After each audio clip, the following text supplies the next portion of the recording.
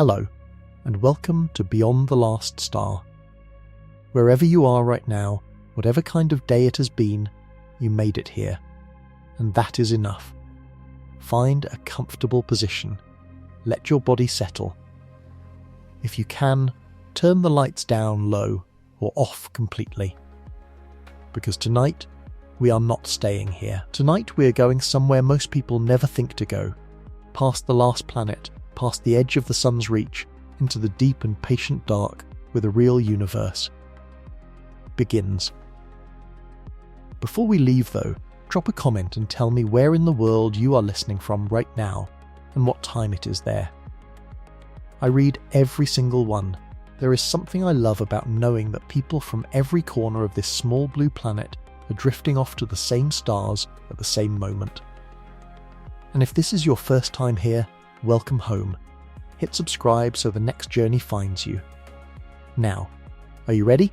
Let's go. Tonight we are going somewhere no human has ever been, and yet somehow, somewhere, a part of us already is. In 1977, on a warm September morning in Florida, a rocket climbed into a sky that had seen 1,000 launches before. But this one was different.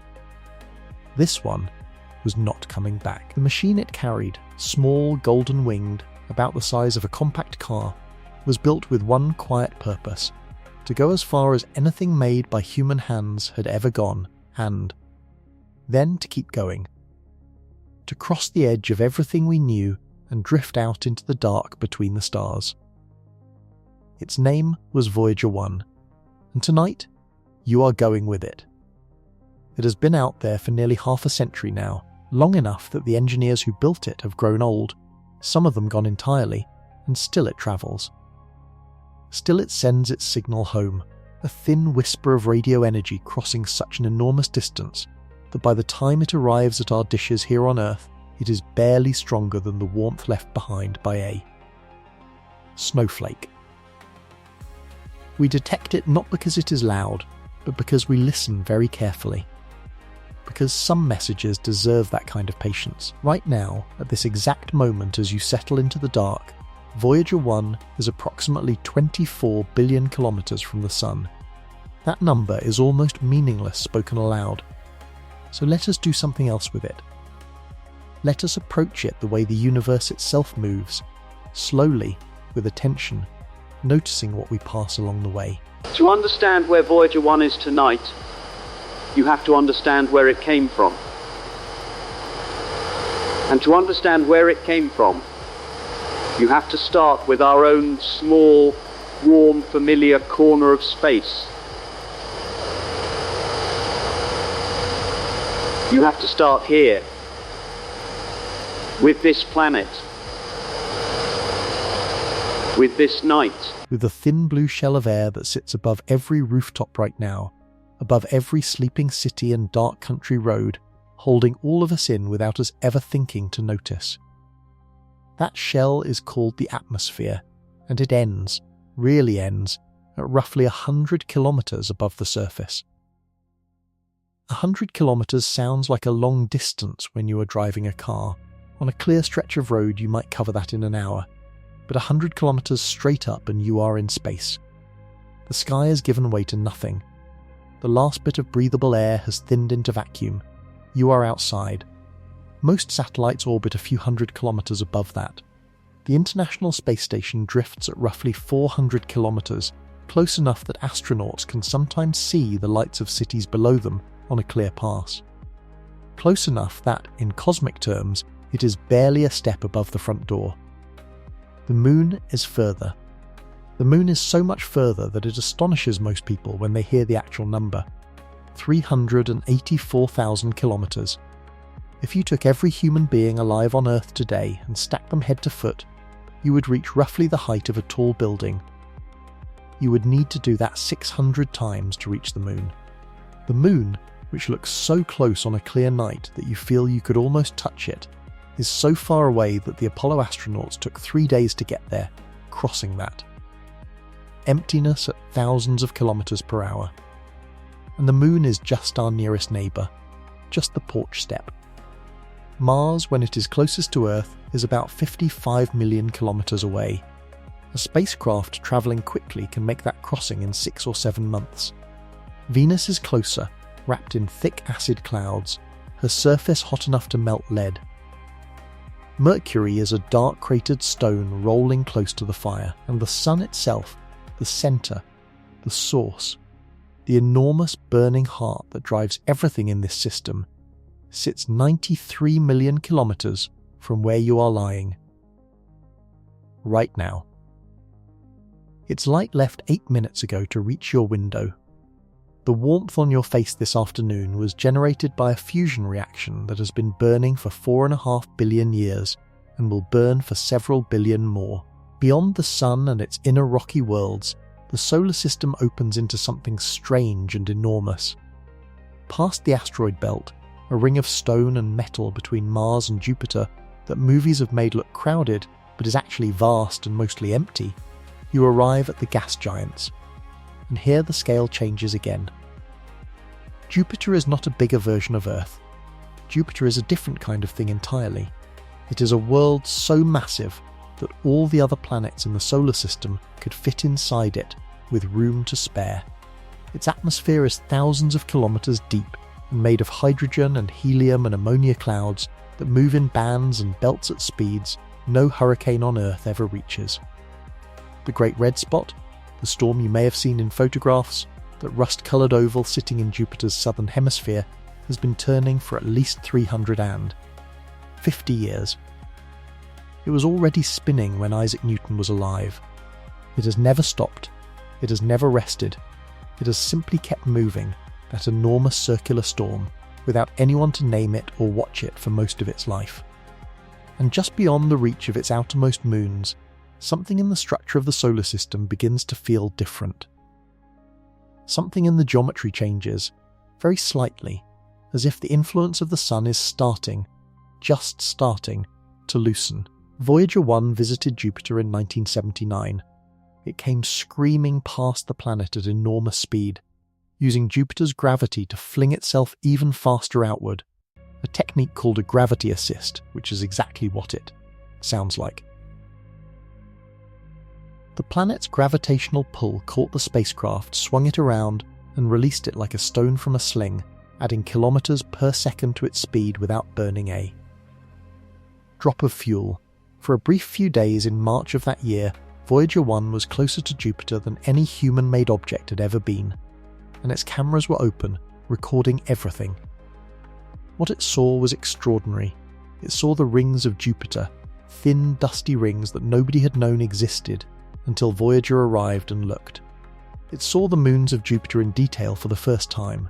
Ganymede, enormous, scarred with ancient lines like a cracked eggshell. Callisto, dark and pockmarked, perhaps the most. Cratered object in the solar system, Europa, smooth and pale, wrapped in a shell of ice beneath which scientists now strongly suspect an ocean of liquid water has been sitting. Quietly in the dark for billions of years. An ocean that has never seen sunlight, an ocean that may not be empty. But it was the fourth moon that stopped everyone. It was the fourth moon that made the scientists in the control room go quiet, Io. The innermost of Jupiter's large moons, a world about the size of our own moon, but so violently alive that it barely resembles anything else in the solar system. As Voyager 1 flew past Io in March 1979, one of the navigation engineers, a woman named Linda Morabito, reviewing images to track the spacecraft's position, noticed something odd in a photograph. A faint smudge at the edge of Io's silhouette. She looked at it for a long time. She checked her calculations. She looked again. What she was seeing was a volcanic plume erupting from the surface of Io, rising hundreds of kilometers above the moon's edge, visible as a pale umbrella shaped shadow against. The blackness of space. It was the first active volcano ever discovered beyond Earth. Io is the most volcanically active body in the entire solar system. Its surface is a constantly changing landscape of lava lakes, sulfur plains, and calderas that belch plumes of gas and fire higher than any mountain on Earth. The reason for all this violence is Jupiter itself. that enormous gravitational presence so close, pulling on Io with such force that the moon's interior is constantly being kneaded, heated, torn apart and reformed. Tidal heating, scientists call it. The tides we feel on Earth are gentle things, pulling the ocean a metre or two. The tides Io feels from Jupiter tear the rock of its mantle apart. Voyager 1 did not linger at Jupiter. It could not. Its trajectory carried it onward, outward, curved now onto a path that would take it towards Saturn, and then beyond Saturn towards something no spacecraft had ever reached. It carried its cameras and its instruments and its golden record, a 12-inch gold-plated copper disc pressed with sounds and music and images from Earth, a message in A. Bottle thrown into a sea with no shore, and it flew on. Saturn appeared in its cameras in 1980, and if Jupiter had been extraordinary, Saturn was something else. Saturn was a dream. The rings, even knowing what they are, billions of chunks of ice and rock, ranging in size from dust particles to objects as large as houses, all orbiting the planet in a flat plane so precise and so thin that if you could compress Saturn's ring system to the scale of a sheet of paper, the paper would actually be many times thicker than the rings are even. Knowing the science, the sight of them stops something in the mind. There is a reason Saturn has captivated astronomers since Galileo first saw it through his small crude telescope in 1610, and wrote, baffled, that the planet appeared to have ears. He did not know what the rings were, he could not quite see them clearly. He just knew something was there that he did not have the language for yet. Voyager 1's images of Saturn were so beautiful that NASA released them widely, knowing that people who cared nothing about orbital mechanics would still feel something looking at them. The rings caught the light differently depending on the angle. In some images they were nearly transparent, sunlight passing through the gaps between particles like light through a curtain of falling snow. In others they blazed bright white against the planet's pale gold atmosphere. And woven through the rings, Voyager 1 discovered something that had not been predicted. Structures. Braids. Spokes. Dark radial markings appearing and disappearing as the rings rotated. The rings were not static. They were alive with motion, with electromagnetic forces, with the influence of small shepherd moons that herded the ring particles into lanes the way border collies herd sheep. The universe, it turned out, was doing something much more interesting than anyone had calculated. Voyager 1 also flew close to Titan, Saturn's largest moon, a world wrapped in a thick orange atmosphere of nitrogen and methane, so dense that Voyager's cameras could not see the surface at all. Just the haze. Just the thick chemical sky. What lay beneath that sky, scientists could only guess. They guessed that there might be lakes, or rivers, or seas, not of water, but of liquid methane, hydrocarbon rain falling on hydrocarbon shores. They would not find out for certain until another spacecraft arrived 25 years later. But the guess was already remarkable. Titan was not just a moon. Titan was a world with weather, a world with seasons, a world that in some strange chemical way mirrored the early Earth, before life had arrived to change the atmosphere. After Saturn, Voyager 1's trajectory took it upward, not outward in the flat plane of the solar system like most of the planets, but tilted away from that plane, angled above it, climbing toward what astronomers call the heliopause, the boundary where the sun's influence finally ends and true interstellar space begins. It would take decades to get there. For 30 years, Voyager 1 travelled through the outer solar system, passing through the region where the solar wind, the constant stream of charged particles flowing outward from the sun in all directions, begins to slow and thin as it meets the pressure of interstellar space pressing inward. This boundary region is called the heliosheath, and it is not a wall, not a line you cross all at once. It is more like the edge of a river where the current slows and spreads and eventually becomes part of the lake beyond it. The solar wind does not stop suddenly. It decelerates, it becomes turbulent, it pushes and is pushed back. In 2004, Voyager 1 crossed what scientists call the termination shock, the point where the solar wind drops below the speed of sound for the first time, compressed by the pressure of the interstellar medium. Instruments on board detected the change. The data came home. The spacecraft was still alive, still transmitting, still faithfully reporting conditions in a place where no instrument had ever been. And then, in August of 2012, something changed in the data that made scientists stop and check the readings twice. The charged particles around Voyager 1, the particles carried outward by the solar wind, the particles that belong to our Sun, dropped away almost entirely. In a matter of days, the count fell sharply, and in their place, cosmic rays from outside the solar system, high-energy particles born in distant supernova explosions, particles that had been travelling for thousands of years before reaching this place, flooded the instruments. The boundary had been crossed, the solar wind was gone. Voyager 1 was no longer inside our Sun's domain, it was in interstellar space. The scientists confirmed it, published it. The world noted it for a day and then moved on to other things. But Voyager 1 kept going. It is still going right now. As you breathe, as the room around you settles into quiet, the spacecraft drifting through a medium so thin that a cubic centimetre of it contains only a few atoms, compared to the millions of atoms packed into a cubic centimetre of the best vacuum humans can create in a laboratory. The space between the stars is not empty. But it is so close to empty that the difference barely matters. What does it look like out there? This is the question that stays with you once you start thinking about Voyager 1 at night. What does a spacecraft see, floating in interstellar space?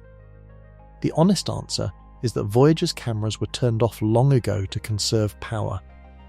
There is not enough electricity left from its nuclear generators to run everything at once, so the mission scientists made choices about which instruments to keep on. The cameras were sacrificed. What remains are instruments that measure magnetic fields, plasma, cosmic rays and radio emissions, the invisible physics of the space around the spacecraft. But we can still imagine what a camera would see, if one were watching. The Sun, from Voyager 1's current distance, would appear as a bright star, brighter than any other star in the sky, but still a star. A point of light. Not the enormous burning disk we see from Earth's surface, filling the sky with warmth and colour, just a bright point, like Venus on a clear winter night, set against a field of other stars. Everything that orbits the Sun, every planet, every moon, every asteroid, the whole vast architecture of the solar system would be invisible at this distance.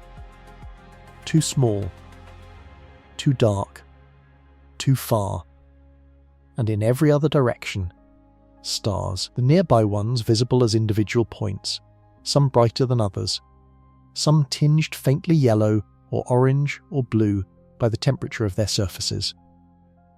The Milky Way stretching across the field of view, not the soft blur you might see from a dark hilltop, but sharper, cleaner, the dense river of the galaxy's inner arm visible as a concentration of light richer than any we see from beneath our planet's atmosphere.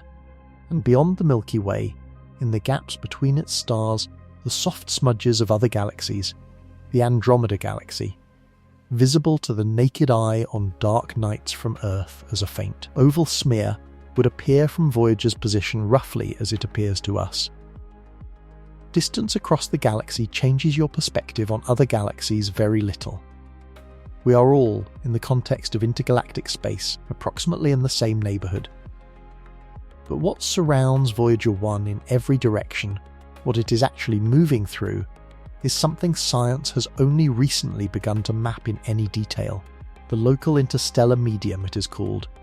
The gas and dust between the stars in our region of the galaxy. It is not uniform, it has structure.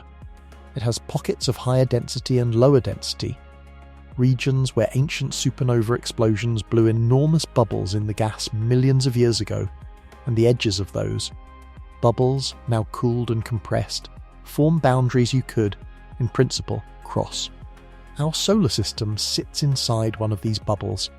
It is called the local bubble, a region of unusually hot, thin gas, roughly 1,000 light-years across, carved out by a series of stellar explosions long before our Sun was born. Voyager 1 has just barely crossed out of the Sun's protective sphere and into this ancient medium, this gas that carries the memory of dead stars in its chemistry, this material. That was there long before the Sun ignited, that will be there long after it fades. In a sense, Voyager 1 is not just travelling through empty space, it is travelling through the remains of what came before us. The spacecraft carries no fuel for steering. Its trajectory is fixed, governed by gravity and the physics of the initial launch.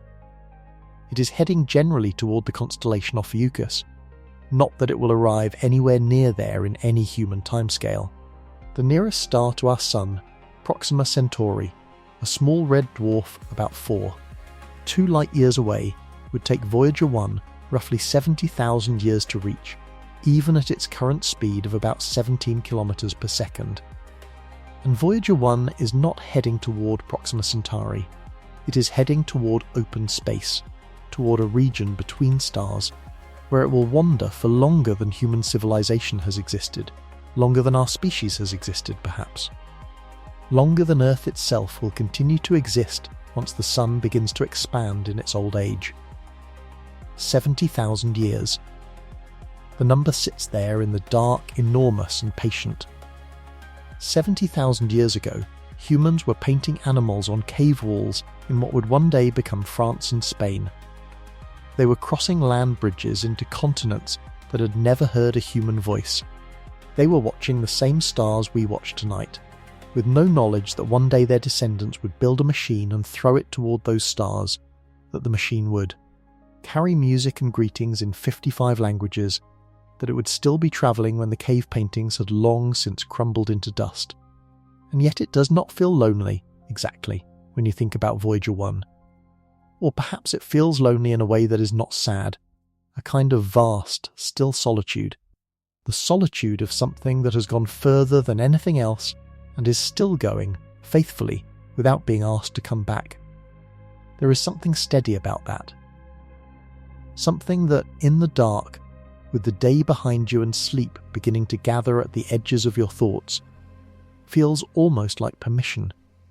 Permission to be still while something else moves. Permission to let the journey continue without you having to do anything at all.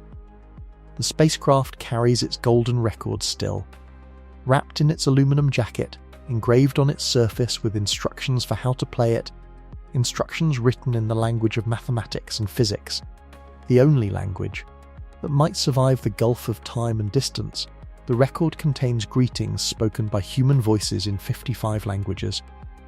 It carries music from dozens of cultures, a Pygmy Girl's initiation song, a Javanese court gamelan piece, Bach's Brandenburg Concerto No. 2, Chuck Berry's Johnny B. Good, a Navajo night chant, a Peruvian wedding song, whale calls recorded in the ocean, the sound of surf, the sound of rain, the sound of wind. It carries images of humans and animals and landscapes and equations, compressed into analog signals on a gold-plated disc that will outlast almost everything. The astronomer Carl Sagan, who was on the committee that chose what to include on the record, called it a message in a bottle cast into the cosmic ocean. He wrote about the loneliness and the hopefulness of the gesture, the acknowledgement that space is so vast and time is so long and the odds are so small that any intelligence will ever find this small golden disc, and the decision to send it anyway. Because it was the right thing to do. Because it said something about who we are, a species that, even knowing how small it is, still reaches outward, still says hello into the dark.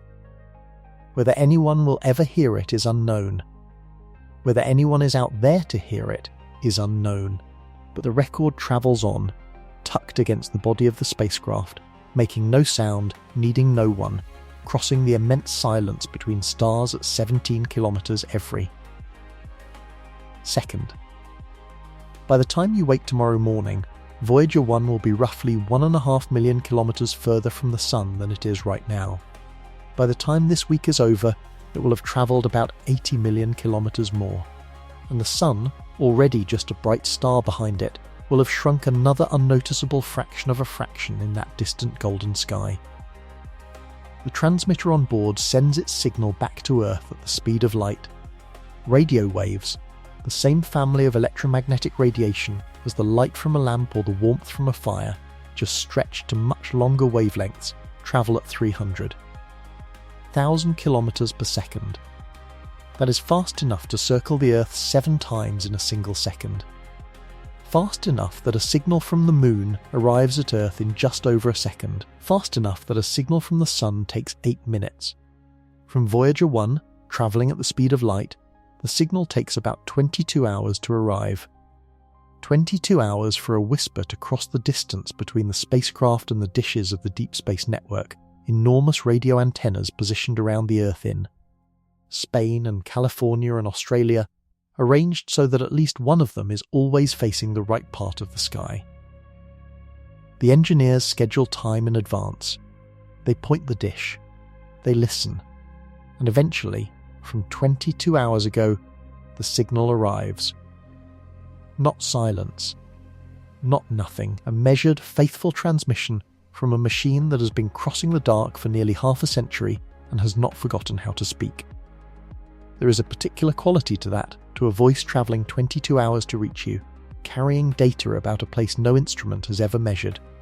It is not like anything else in human experience. The closest thing might be a letter from a very long journey, written on a ship in the middle of the ocean, and received months later on a shore the writer has never seen.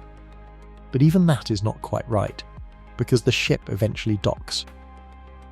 Because the writer comes home. Voyager 1 does not come home. Voyager 1 is the journey itself, made permanent, made physical, sent out to represent everything that built it, and then left alone to travel in the only direction it was ever meant to go. Outside, somewhere, a wind moves through the dark. Something rustles and is still. The night is deep now, and your body has been carrying the day for a long time, longer than it needed to. There is nowhere you have to be. There is nothing left to finish. The ship is already out there, already moving, already crossing the extraordinary dark between the stars, and it does not need your help. It just needs you to keep listening. Beyond the heliosphere, in the thin ancient gas of the local bubble, Voyager 1 carries on. Its nuclear generators, 3 radioisotope thermoelectric generators fueled by the slow decay of plutonium-238, each one generating heat from radioactive decay and converting a fraction of that heat into electricity, are growing colder every year. The decay continues, as it always has, as it always will, according to the same physics that governs every atom in the universe. But the power output falls. Slowly, over years, the instruments are being switched off one by one, conserving what remains for the instruments scientists consider most critical: the plasma wave science instrument, the low-energy charged particle detector, the magnetometer. These are what remain. These are what Voyager 1 uses to touch the space around it, to report back on the character of a medium no other instrument has reached. And the data they return is not simple. The interstellar medium is not uniform. It has structure at every scale. It has density variations and magnetic field variations and pressure waves moving through it from stellar events that happened thousands of years ago. Voyager 1 is not drifting through nothing. It is drifting through a rich, complex, deeply old medium that connects everything in the galaxy the way a sea connects islands.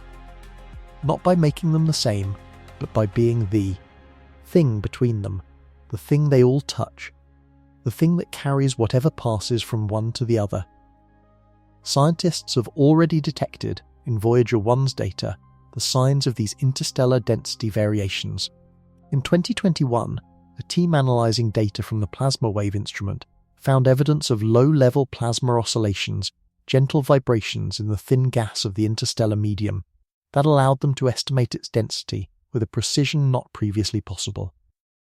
The interstellar medium in Voyager 1's vicinity is slightly denser than expected. Not by much, but measurably, which means Voyager 1 is not just travelling through space, it is measuring space. It is doing science in a place that has never been studied directly before, and sending the results home at the speed of light, 22 hours at a time, to people sitting in. Control rooms on a small rocky world orbiting a star that Voyager 1 left behind nearly half a century ago. That detail, the detail of the people in the control room, is worth staying with for a moment. Because it is easy to think of Voyager 1 as a solitary thing, a machine alone in the dark, cut off from everything that made it, but it is not alone in that way. Every day, the Deep Space Network listens.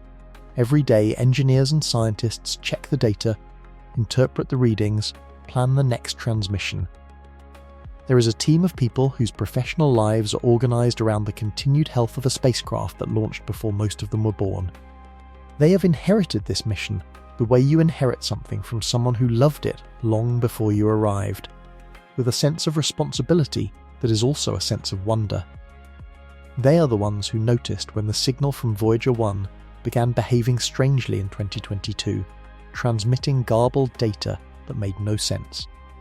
They are the ones who diagnosed the problem, a chip in the flight data system, a small corruption sending bad data through a corrupted memory location, and they are the ones who found a solution. They sent a command, it travelled 22 hours, it reached the spacecraft responded, and the fix worked. The data cleared. Voyager 1 began speaking plainly again. From 24 billion kilometres away, they fixed it. The command they sent, the patch, the solution, had to be loaded into a memory location that was not the corrupted one, which meant they had to work around the architecture of a computer system designed in the early 1970s, before personal computers existed, before the internet existed, before most of the software languages used today were written. The code on board Voyager 1 is 50 years old. The documentation, the original engineering notes, the diagrams, the records of how every system was designed and why had to be found in archives, some of it on paper, some of it barely legible, some of it held in the memories of engineers who were now in their 80s and had to be called and asked to remember. And they did remember, and the fix was sent. And it worked. There is something in that story that has nothing to do with space and everything to do with what it means to care for something over a very long time. To not let go of it just because it is old and far away and harder to reach than it used to be. To find the old notes. To call the people who remember. To send the signal anyway and wait 22 hours and then wait again for the reply. The universe does not care about Voyager 1. The universe is not aware of it. The interstellar medium through which it travels does not part for it or notice it or offer it any welcome. The spacecraft is an infinitesimal speck moving through a space so vast that its entire journey, everything it has crossed since 1977, all 24 billion kilometres, is less than a single light day. The nearest star is 4 light years away. 4 years of travelling at the speed of light. Voyager 1 travels at a speed roughly 18,000 times slower than light. The mathematics of this are staggering in one direction and humbling in the other. And yet, the spacecraft carries music. It carries the sound of a mother's first words to her child. It carries the equation for hydrogen, the most common element in the universe, pressed into gold. It carries a recording of a pulsar, a rapidly spinning neutron star, the collapsed remnant of a massive star that exploded, sending pulses of radio energy across the galaxy with. The regularity of a clock, as if to say, "We heard this. We thought it was beautiful. We thought you should know. Sleep is close now. You can feel it the way you feel the approach of weather, not as a single thing arriving, but as a change in the quality of everything. The air in the room, the weight of your thoughts, the way the edges of things have softened slightly, the way the distance between one idea and the next has grown a little longer, a little easier to cross without effort. Voyager 1 does not sleep. It cannot. Its systems either function or they do not, and when they stop functioning they will not start again. There is no hibernation, no rest mode, no way to pause the crossing and resume it later. The spacecraft moves because it is moving, and it will move until something stops it, and in the space between the stars there is almost nothing to stop it. Scientists calculate that Voyager 1 will continue travelling for billions of years after its instruments go silent. Long after the last signal, long after the last listening dish on Earth has been dismantled or fallen or simply stopped pointing at that part of the sky, the spacecraft will keep going, a small golden ambassador from a civilization it can no longer reach, carrying its music and its mathematics and its greetings in 55 languages through the dark between. The stars. In about 40,000 years, Voyager 1 will pass within one, 6 light-years of a dim red dwarf star called Gliese 445, located in the constellation Camelopardalis. It will not enter that star's system. It will not be captured by its gravity or pulled into orbit or slowed in any measurable way. It will simply pass at enormous distance and continue on. Gliese 445 will never know. Whatever orbits Gliese 445, whatever planets or moons or rings or dust, will never know. The passage will be silent, invisible, a near miss on a timescale no human mind can hold without reaching for metaphor. 40,000 years. Your ancestors 40,000 years ago were painting the walls of Chauvet Cave in southern France, pressing their hands against the stone and blowing pigment around there. Fingers to leave an outline, a record of presence, a way of saying I was here. Those handprints are still there. The pigment has not faded. The stone holds them patiently in the dark of the cave, unaware of being watched, unaware of the centuries. The handprint and the golden record are the same gesture, separated by 40,000 years of human history and 40,000 years of future crossing. The hand against the wall, the disc in the dark, both of them saying the same thing in the only language that outlasts everything else. I was here. We were here. We made something and sent it out and hoped.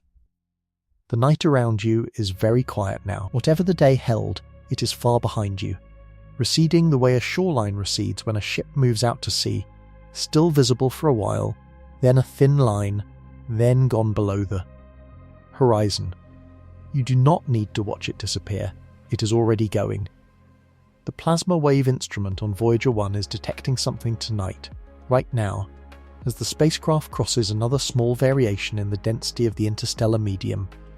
A ripple in the gas that was sent outward from some stellar event years or centuries ago and has been travelling ever since, crossing the space between stars the way sound crosses.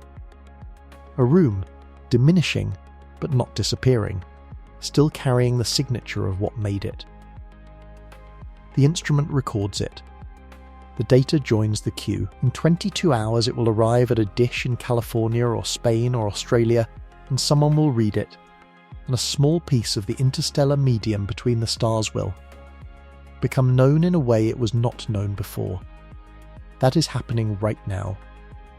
While you lie still, while your breathing deepens and slows and the room around you becomes less important than the space behind your closed eyes, the spacecraft is measuring. The data is travelling. The dish is waiting. You do not have to do anything. You never had to do anything tonight except let this carry you, the way the solar wind once carried Voyager 1 outward past the inner planets, the way the gravity of Jupiter bent its path and added to its speed, the way the long patient pull of the heliosphere stretched and then released it into the interstellar dark. You are moving too, in your own way. Through the night, through the dark hours between the end of the day and the beginning of the next one. It is a shorter crossing than Voyager 1 is making, but it is yours, and it asks only this, that you let go of the controls, that you stop steering, that you trust the direction you are already moving. The stars outside are exactly where they were when you lay down. Orion or Scorpius or Ursa Major, or whatever the season has placed above your particular piece of sky. They are there, patient and ancient, burning their nuclear fuel with the same steady indifference they bring to every night, every sleeping city, every dark country field. They do not know you are watching. They do not need you to watch. But there is something generous in the watching anyway, something in the act of lying in the dark and thinking. Out there, between those lights, a small machine is crossing, carrying everything we wanted to say. The signal is travelling. The dish is listening. The record is turning, slowly in the cold. And somewhere in the thin ancient gas between the stars, in the medium that connects everything and belongs to nothing, in the space that is not empty, but is so close to empty, that a human mind can only hold it by reaching for the word vast, and then letting even that word go, somewhere out there, Voyager 1 is moving through something that has never been measured before in a direction no instrument has ever gone, at 17 kilometers every second, steady and faithful and entirely alone, and somehow, in the dark, that. Steadiness is the most comforting thing in the world. The day is done. The journey is going. There is nothing left to carry. Something in the data from Voyager 1 has puzzled scientists for years. A small but persistent anomaly in the measurements of the interstellar magnetic field. A slight mismatch between what the models predicted and what the spacecraft is actually finding. The field out there is not oriented the way the best theories said it would be. It is tilted, slightly, but measurably, and the tilt suggests that the region of interstellar space our solar system is moving through is structured differently than assumed. That the local bubble has a more complex interior than the maps showed. It is the kind of anomaly that does not make headlines. It does not change anything about daily life on Earth. But in the offices of planetary scientists and heliophysicists, it is the kind of thing that gets discussed over coffee with genuine excitement, because it means the universe is still surprising us, still showing us that what we thought we knew was a beginning and not an ending, still quietly insisting that there is more to find. That thought is the last one tonight, not because the story is over, it is nowhere near over. There are magnetic anomalies still to follow, and the long, slow decline of Voyager's power, and the question of what the spacecraft will find as it moves deeper into the interstellar medium in the years ahead, and the golden record, and what it means to have pressed human music into metal and thrown it into the cosmic dark. All of that is waiting, but for now the words can slow. The sentences can shorten. The distance between thoughts can grow.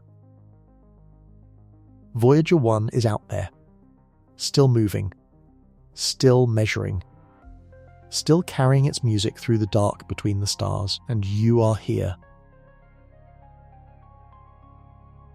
Drifting in the same direction sleep has always gone, towards something quiet and vast and without edges, toward the part of the night where the day cannot reach you and the mind finally stops asking what comes next. The signal is on its way. 22 hours from now, it will arrive. By then you will have crossed your own small distance, and the morning will be waiting, and the story will still be there, because there is always more, always another layer of this universe to open, always another night, another journey, another place the darkness goes when you are ready to follow it. The interstellar medium is not silent. This is the thing that takes a moment to settle into. The idea that the space between the stars, that vast cold thinness that seems like it should be the definition of quiet, is in fact threaded with signals, not radio broadcasts from distant civilizations, not the kind of signals that make headlines. Something older and more fundamental than that. The interstellar medium carries pressure waves, electromagnetic fluctuations, the long, slow oscillations of plasma moving through magnetic field lines that stretch across light. Years the way wires stretch across a continent, If you had the right instrument, if you were Voyager 1, drifting through it right now, you could hear it the way you hear the hum of a building's electrical system. Not loudly, not clearly, but persistently. A background presence. A reminder that emptiness is never quite empty. Voyager 1's plasma wave science instrument detects these oscillations. It converts them into data, and scientists on Earth have taken that data and shifted it into the range of human hearing, and the result is something genuinely strange and beautiful, a kind of low rising tone, a hiss with structure in it, the sound of the interstellar medium doing what it has always done, carrying information across the galaxy about everything that has ever disturbed it. Supernovae. Stellar winds. The slow grinding of magnetic fields. All of it leaves a mark in the gas and the plasma, and the gas and the plasma carry the mark outward, and Voyager 1 is the first instrument we have ever placed far enough out to. Read it directly. There is a word scientists use for the region Voyager 1 now occupies. They call it the very local interstellar medium, which is a phrase that contains a quiet irony. The word local applied to something that spans light years. The word very used to. Describe a distance that would take a spacecraft 50 years to reach. But in the context of the galaxy, it is local. In the context of the Milky Way, everything within a few hundred light years of the Sun is local. A small neighbourhood, a familiar stretch of road. The galaxy itself is 100,000 light years across, the distance to the galactic centre, to the dense, bright, violent heart of the Milky Way, where stars crowd together and a supermassive black hole called Sagittarius A star sits. Turning 4 million times the mass of our Sun is about 26,000 light years from here. 26,000 light years. Voyager 1, travelling at its current speed, would need approximately 450 million years to cover that distance. By then, the continents of Earth will have moved, species will have evolved and vanished, the Sun will have aged noticeably. And Voyager 1 will still be travelling, patient and silent, its golden record intact, its instruments long dead, its metal body pitted by whatever dust it has crossed along the way. But we are getting ahead of ourselves. There is so much between here and there, so much to cross before you reach the centre of anything, so much to pass through before the story arrives at its deepest places. Tonight, we follow Voyager 1 further. We go with it into the interstellar medium, and we let the medium teach us what it is. We let the science do what it does best, which is not to reduce the universe to numbers, but to open it. To take a thing that seems too large for the mind and find the door into. It, the scale model, the right metaphor that lets you enter and look around. The interstellar medium is, at its simplest, the material that fills the space between stars. Gas and dust, mostly.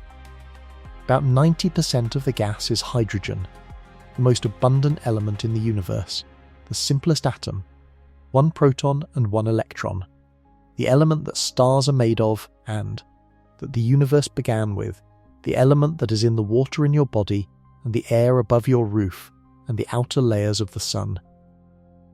The remaining 10% is mostly helium, the second simplest element, also forged in the first minutes of the universe and in the cores of stars ever since, and then, in tiny trace amounts, fractions of a percent, everything else. Carbon, oxygen, nitrogen, silicon, iron, all the heavier elements, the ones that required stars to make them, the ones that could only be created inside the crushing pressure and heat of a stellar core and then scattered into space when that star exploded. Every atom in your body heavier than hydrogen was made inside a star. You know this perhaps. It is one of those facts that gets shared often enough that it can start to feel like a pleasant thing people say, a comforting abstraction. But try holding it as something literal for a moment. The calcium in your bones was fused in the core of a massive star, a star far larger than our Sun, billions of years ago, in the heart of a nuclear reaction that was converting lighter elements into heavier ones in the last stages before the star ran out of fuel and collapsed and exploded. The iron in your blood was made the same way. When the star exploded, a supernova, releasing more energy in a few seconds than the sun will release in its entire 10 billion year lifetime, it scattered those atoms into space, into the interstellar medium, where they drifted for millions of years, cooling and mixing with other scattered atoms, until eventually the gravity of the cloud they were part of began to pull them inward, and the cloud collapsed, and our solar system formed, and eventually on a small rocky planet a process began that organised those atoms into living things, and eventually into something that could lie in the dark and think about where it came from. The iron in your blood was forged in a star. Not metaphorically, not poetically, literally, in a nuclear furnace billions of years before the Earth existed. And when that star died, the iron was released, and it travelled through the interstellar medium, and eventually it ended up here. The interstellar medium is where that journey happened. It is the medium of all becoming. The ocean through which everything that is now organised into planets and people and golden records once drifted, waiting to be gathered. And Voyager 1 is out there in it now, crossing it, measuring it, reporting back on its density and its magnetic fields, and the pressure waves still moving through it from explosions that happened long before the first human hand pressed itself against a cave wall. The density of the interstellar medium varies enormously depending on where in the galaxy you are and what region of that galaxy you happen to be crossing. Near star-forming regions, places like the Orion Nebula, which you can see with the naked eye on a clear winter night as a faint smudge below the 3 stars of Orion's belt. The density can be thousands or millions of particles per cubic centimetre.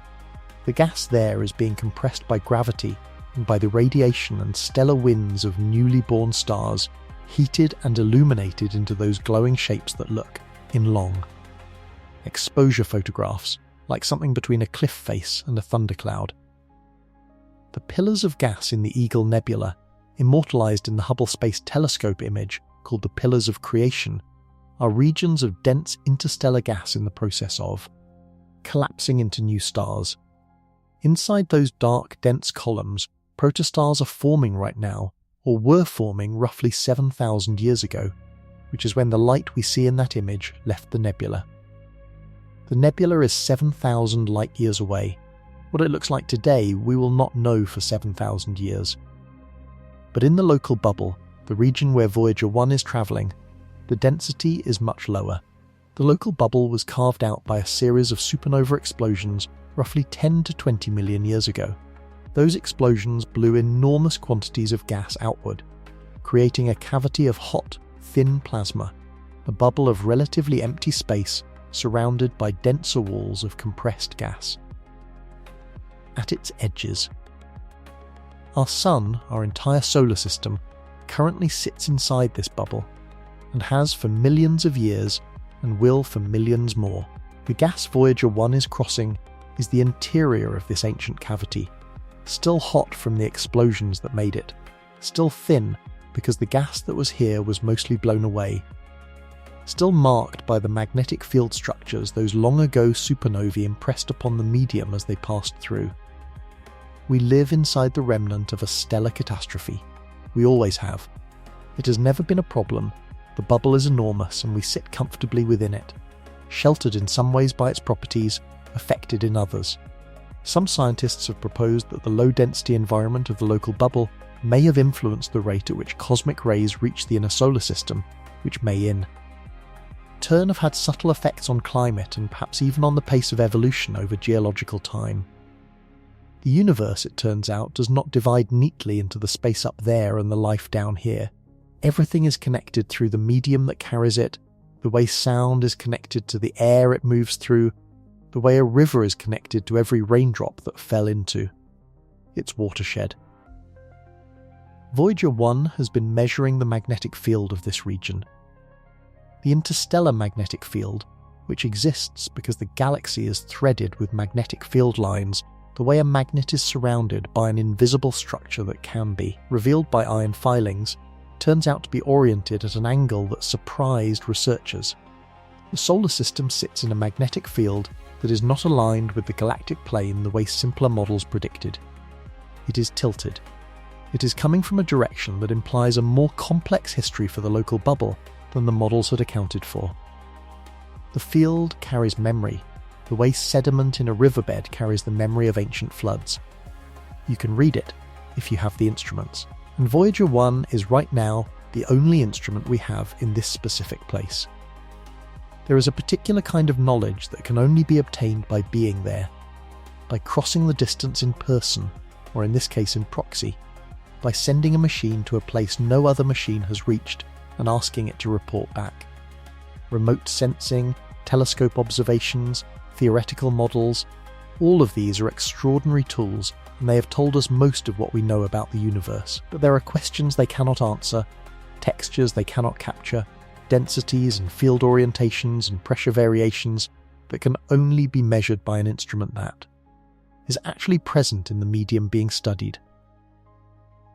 Voyager 1 is the only probe humanity has ever placed in the interstellar medium. It is not just a spacecraft, it is a sensory organ, a small, delicate, aging sensory organ that we extended into the universe the way you might extend a hand into the dark to feel what is there. And what is there is stranger and richer and more structured than the simple picture of cold, empty space between the stars. What is there is a medium with a history, with layers, with the preserved signatures of events that happened millions of years before the first fish crawled onto land. Reading it is like reading a very old letter, written in a language that has to be decoded, in handwriting that has blurred with time, describing events that no living thing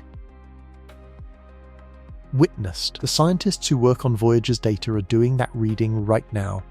Not tonight, perhaps, some of them are asleep, in houses in California or Maryland, next to people who know them as ordinary humans who sometimes stay up late over datasets. But the data is always arriving. 22 hours behind the moment it was recorded, the signal comes in, carrying its measurements of a place 24 billion kilometers away, and somewhere in that data are answers to questions about the structure of the local interstellar medium that could not be answered any other way. And somewhere in that data, almost certainly, are hints of questions that have not yet been asked. That is almost always how it works. You go to a new place with specific questions, and you come back with those questions partially answered, and several new ones you did not anticipate. The universe consistently proves to be more interesting than the theory that preceded the observation. Every time. Without exception. For as long as humans have been pointing instruments at the sky has returned the favour by being stranger and richer and more layered than expected. It has never once turned out to be simpler than we thought. It has only ever turned out to be more. Beyond Voyager 1, in the direction it is travelling, the interstellar medium continues. For light years in every direction, the gas and dust of the galaxy's local arm extends, thinning and thickening in ways that reflect the history of every star that has ever lived and died in this region. Embedded in this medium at enormous distances from one another are other solar systems, other stars with their own planets, their own moons, their own gravity and warmth and particular character. In the years since Voyager 1 launched, the number of known exoplanets, planets orbiting stars other than our Sun, has gone from 0 to several thousand confirmed, with estimates of the total number in the Milky Way alone running into the hundreds of billions of planets in a galaxy of roughly 400 billion stars. The mathematics of this do not lead to a comfortable conclusion if you spend too long with them, which is perhaps why most people do not spend too long with them. The universe is not built on a scale that accommodates human comfort. It is built on a scale that makes human comfort seem, for a moment, quite extraordinary, a small warm miracle on a small warm rock in an absolutely enormous dark. But this is where scale becomes a kind of medicine rather than a kind of vertigo. Because the universe is large in the same way that the ocean is deep, not to diminish what is in it, but to hold it. The depth of the ocean does not make the fish less real. The vast dark between the stars does not make Voyager 1 less real, or the golden record less real, or the music pressed into it less real. If anything, the scale makes these things more remarkable. That in all this immensity, in all this cold and dark and distance, something warm and small and intelligent arose on one particular planet and built a machine and filled it with music and threw it at the stars that is not diminished by the size of the universe. It is made extraordinary by it. The nearest confirmed exoplanet system to our Sun is the Proxima Centauri system, about 4.2 light-years away. Proxima Centauri is a small red dwarf star, cooler, dimmer, and far less massive than our Sun, the kind of star that burns its fuel so slowly that it will outlive our Sun by trillions of years. Around it orbits at least one planet, Proxima b, discovered in 2016. Proxima b sits in what astronomers call the habitable zone, the range of distances from a star where liquid water could theoretically exist on a planetary surface, given the right atmospheric conditions. This does not mean Proxima b is habitable. Red dwarf stars are prone to powerful flares that could strip away a planet's atmosphere over time, and the planet almost certainly does not rotate the way Earth does. It is likely tidally locked, one side always facing its star in permanent day and the other in permanent night, the way our moon always shows the same face to Earth. What the boundary between that eternal day and that eternal night looks like, whether there are vast wind systems circling the terminator line, whether liquid water could persist at the edges, whether anything could live there, we do not know. We have not been there. We have only the data collected from here, from instruments that can measure the wobble of the star as the planet pulls on it, and the slight dimming of the star's light as the planet passes in front of it. Voyager 1 is not going to Proxima Centauri, but it is heading into the same interstellar medium through which any future mission to Proxima Centauri would have to travel. It is, in a sense, scouting.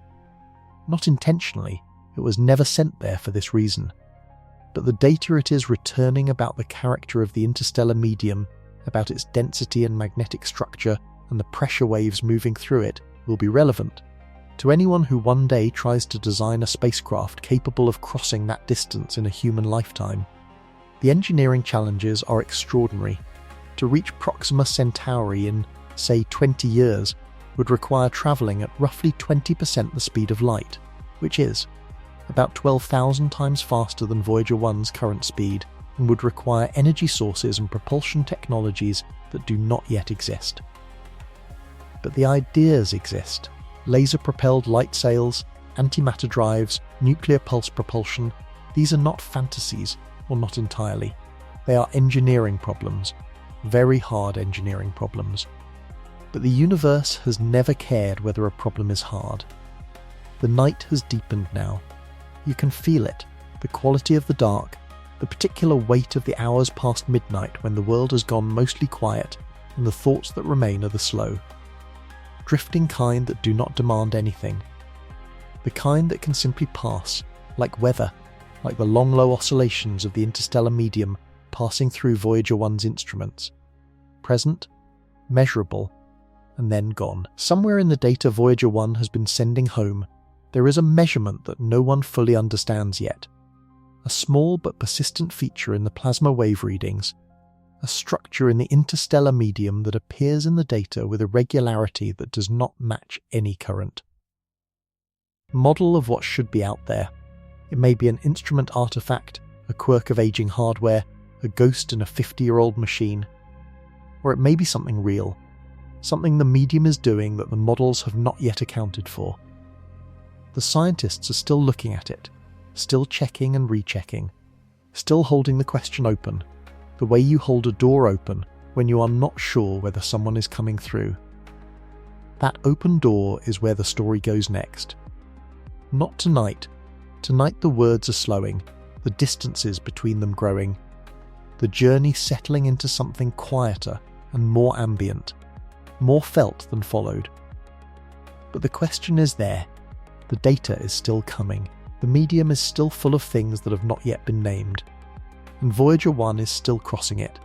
17 kilometers every second, through the ancient gas and the tilted magnetic fields and the pressure waves from dead stars, through the local bubble and whatever lies at its edge, through the dark that connects everything and belongs to nothing, steady and patient and entirely alone, carrying its music, carrying its mathematics, carrying the sound of rain and surf and the first words a mother ever spoke to her child, pressing outward through the interstellar dark the way a held breath presses outward when it is finally, slowly, released. The plasma wave instrument hums its quiet measurements into the recording system. The data joins the queue. In 22 hours it will arrive at a dish on Earth, and someone will read it, and the universe will be slightly more known than it was before. That is enough for tonight. That is more than enough. The stars outside your window are where they have always been, patient and burning, indifferent to the hour. The night holds everything equally. The sleeping cities, the dark fields, the quiet rooms, the enormous cold between the stars. It does not distinguish between them. It simply covers them all with the same dark, the same stillness, the same unhurried passing of hours. You do not need to hold any of this. You do not need to carry it forward. The story is already moving without you, the spacecraft travelling, the signal crossing, the scientists sleeping in their own dark rooms, the golden record turning slowly in thee. Cold, the interstellar medium pressing its ancient fingers gently against the instruments that were built to feel them. Everything is already in motion. Everything is already going where it is going. The sentences here are getting shorter now, the distances between thoughts a little longer.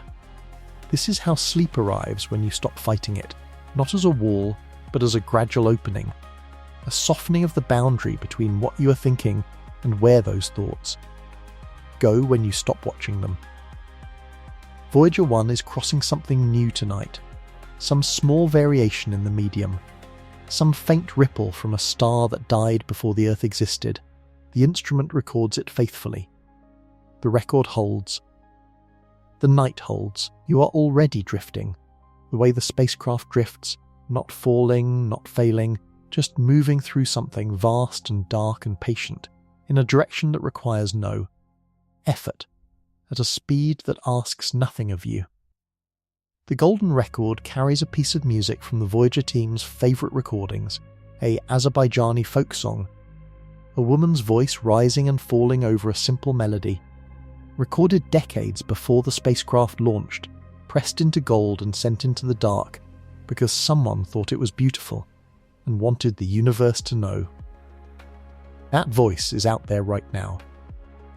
24 billion kilometers from the nearest human ear, still encoded in the grooves of a gold-plated disc, waiting with the patience of a thing that does not know it is. Waiting. The signal is travelling, the dish is listening, the night is deep, and the room is quiet, and somewhere between the stars a small machine is carrying everything we wanted to say, and the saying of it is enough, and the sending of it was enough, and you are here, and the dark is warm, and there is nowhere left to go tonight except the place you are already going. Deeper. Quieter. Further from the day and closer to the long, still hours before morning, when the mind finally stops asking what comes next and simply rests inside the question, inside the vastness, inside the dark that holds everything equally and asks nothing in return. Voyager 1 drifts on. The interstellar medium carries its ancient signals through the thin, cold gas between the stars. The magnetic fields tilt at their strange angle, holding their mystery. The plasma oscillates gently, the way water oscillates after a stone has been dropped into it long ago, the ripple still moving outward long after the stone has settled, and the hand that threw it has been still for years. The story continues out there. It continues whether you are awake to follow it or not. That is the thing about the universe, it does not need an audience. It has been doing this for 13.8 billion years, mostly unwatched, mostly unmeasured, mostly unknown to anything.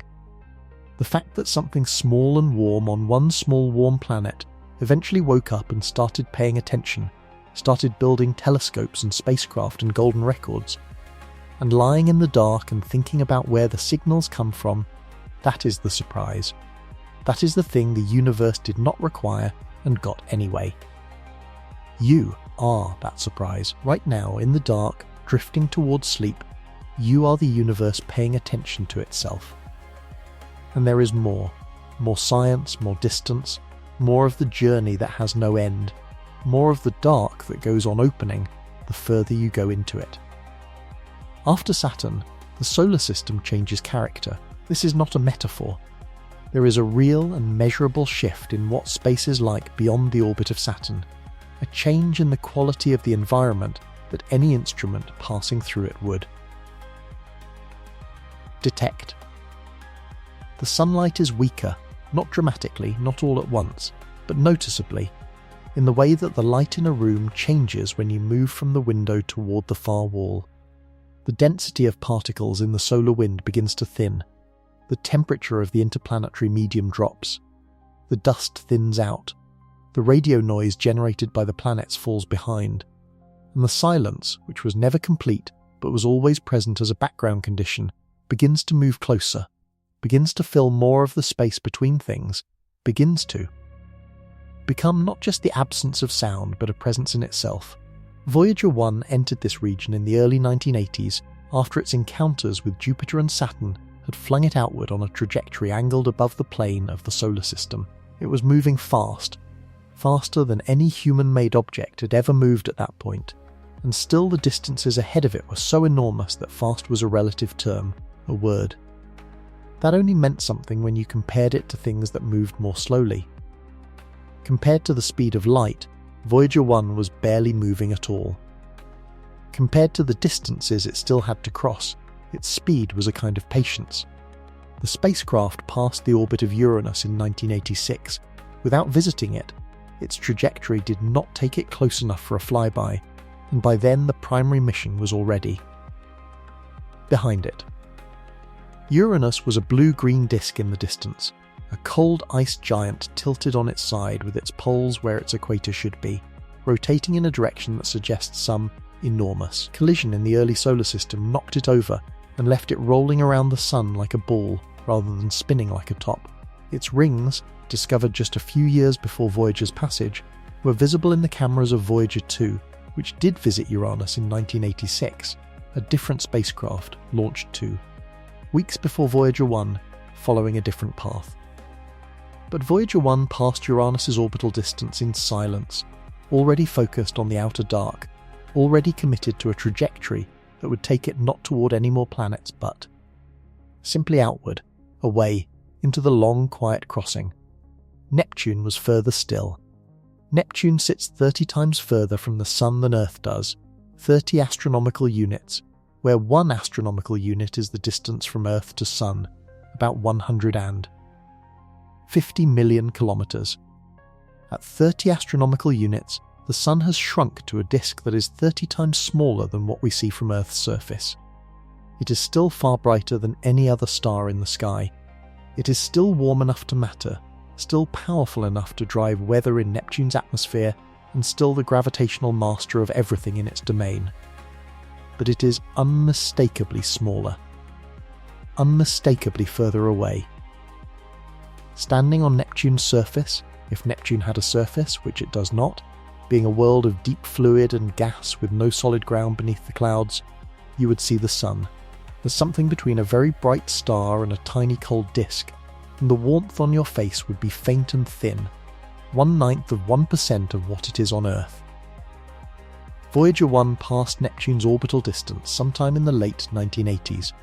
Again, no flyby, it was Voyager 2 that visited Neptune in 1989, sending back images of that strange blue world with its dark spot storm and its moon Triton orbiting backwards, in the wrong direction, captured long ago from somewhere else in the outer solar system and pulled into a retrograde orbit that is slowly, over geological time, decaying, tightening, bringing Triton closer to Neptune until eventually, in about 3.5 billion years, it will come close enough that Neptune's tidal forces will tear it apart and scatter it into a ring system that will make Saturn's look modest.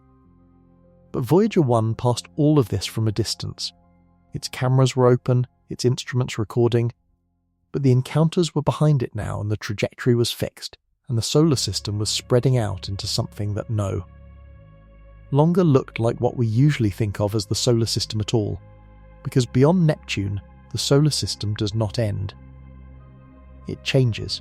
The region beyond Neptune's orbit is called the Kuiper Belt, and it is one of the stranger and more beautiful features of our solar system that most people never hear about. It is a vast disk of icy bodies, comets, dwarf planets, ancient frozen objects left over from the formation of the solar system, extending from about 30 astronomical units to roughly 50 astronomical units from the Sun. The Kuiper Belt is where Pluto lives, reclassified in 2006 from planet to dwarf planet, not because it had changed, but because astronomers had finally gotten a good enough look at the neighbourhood to realise that Pluto was not alone out there. It was one of dozens of similar bodies, some of them nearly as large, occupying the same general region of the solar system. Eris, Makemake, Haumea, Sedna, strange frozen worlds with long elliptical orbits that take them far from the Sun and then bring them back in again over centuries, like the pendulum swings of a very slow clock. Voyager 1 passed through the Kuiper Belt region during the 1980s and 1990s, and like most of what it crossed, the belt was not what our imagination might suggest. It is not a dense field of tumbling ice and rock, not a visual obstacle course the way science fiction sometimes depicts such regions. It is vast and mostly empty. The objects in it are separated by enormous distances, millions of kilometres between neighbours on average. If you were travelling through the Kuiper Belt, you would almost certainly never see another object with the naked eye. The region is defined by its contents, not by its crowdedness. It is a sparse and ancient and very cold place, lit by a sun that is now just an unusually bright star, orbited by objects that have not changed significantly since the solar system formed 4.5 billion years ago. They are frozen relics, snapshots of the raw material that the planets were built from, preserved by the cold and the dark, untouched by the geological and chemical processes that have rewritten the surfaces and interiors of the inner planets over and over again. The ice in the Kuiper Belt objects is old in a way that is hard to hold. The water ice in a Kuiper Belt comet was assembled from hydrogen and oxygen in the early solar nebula, the disk of gas and dust that surrounded the young sun before the planets formed. That water was already old then, having been synthesized in the interstellar medium before the solar system even existed, drifting for millions of years in the cloud that eventually collapsed to form the sun and everything around it. The water fell into the planetesimal, the growing body of rock and ice, and was locked there, and has been locked there ever since, cold and dark and patient, 40 or 50 astronomical units from the nearest warmth. There is something specific that happens in the mind when you trace the history of a water molecule in a Kuiper Belt comet. You follow it back through the formation of the solar system, back through the collapse of the solar nebula, back through the millions of years of drift in the interstellar medium, back to the supernova that scattered the oxygen that would eventually become part of that molecule, back to the stellar nucleosynthesis that forged that oxygen in a star, that lived and died before our sun was born. A single water molecule in a comet at the edge of our solar system carries a history older than Earth, older than the sun, a history written in nuclear fires and supernova shockwaves and the cold patient chemistry of interstellar clouds concluded temporarily in a ball of ice floating in the dark. Beyond Neptune. And occasionally, something disturbs these objects. A gravitational nudge from a passing star or from the slow gravitational influence of the outer planets sends one of them falling inward, falling toward the sun on a long, elliptical arc that will bring it closer and closer to that warmth, until eventually the ice begins to sublimate, turning directly from solid to gas, and the comet grows its tail, and for a few weeks or months it is visible from Earth as a smear of light crossing the night sky before it rounds the sun and falls back outward on its long return journey, or is broken apart by tidal forces or is captured into a shorter orbit. Halley's Comet, which returns every 75 years and has been recorded by astronomers for at least 2,000 years, is one of these visitors. Every time it appears in our sky, it is showing us its interior, material that was frozen into it billions of years ago, now briefly exposed to sunlight for the first time since. The solar system was young. Voyager 1 was not a comet. It did not fall inward. It kept going outward, past the Kuiper Belt and into the region beyond, into a part of the solar system where the sun's influence is still present but growing quieter. Still. Dominant, but no longer the overwhelming fact it is in the inner solar system. The outer solar system has a quality of fading to it, not darkness exactly, because the stars are still there and the Milky Way overhead is still glorious, but a fading of the particular warmth and brightness that defines the sun as the centre of something. Out here the sun is still the centre, still the gravitational master of everything within roughly 1 light year. But it is a quiet mastery out here, a distant authority. A warmth felt more in the mathematics than in any instrument. Beyond the Kuiper Belt lies a region scientists call the scattered disk, where objects with highly irregular and inclined orbits drift on trajectories that take them far out and then bring them back. And beyond that, in the theoretical models that have been confirmed by indirect evidence, lies the Oort cloud, a vast spherical shell of icy objects surrounding the solar system in every direction, extending from about 2,000 astronomical units out to perhaps 100,000 astronomical units or more. The Oort cloud is so far out that the sun's gravity barely holds it. Objects in the outer Oort cloud are so loosely bound that a passing star or the gentle tidal influence of the galaxy itself can dislodge them, send them falling inward on. Journeys that will take thousands of years, arriving eventually in the inner solar system as long-period comets. Comets that appear once, round the sun, and return to the outer. Dark on a schedule measured not in decades but in millennia. Voyager 1 will cross the Oort cloud's inner boundary eventually, though it will take hundreds of years. It will cross the outer boundary in tens of thousands of years. The Oort cloud is the solar system's outermost envelope, its final claim on the space around it, and when Voyager 1 finally exits it, the spacecraft will be in interstellar space, in a more complete sense than it is even now, no longer within the region where the sun has ever been the gravitational dominant presence, no longer inside any envelope the sun has shaped or warmed or touched. But that is very far ahead. In the story of Voyager 1's journey, the Oort cloud is so far ahead it barely belongs to the same chapter. What Voyager crossed in the years between Saturn and the heliopause was a different kind of distance. Not the wild geography of the planetary region, not the frozen relics of the Kuiper Belt, but something harder to name. Something that felt, if a spacecraft could feel, like the long middle of a journey, the part of the crossing where the origin is gone from sight and the destination is still too far to see, and all there is, in every direction, is the journey itself. There is a word sailors once used for a particular quality of open ocean, the feeling of being days from any shore, surrounded by water in every direction, the horizon the same. In all directions, the sky enormous overhead. That quality does not frighten experienced sailors, it settles them. It strips away everything unnecessary and leaves only the essentials, the vessel, the direction, the weather, the water, the work of crossing.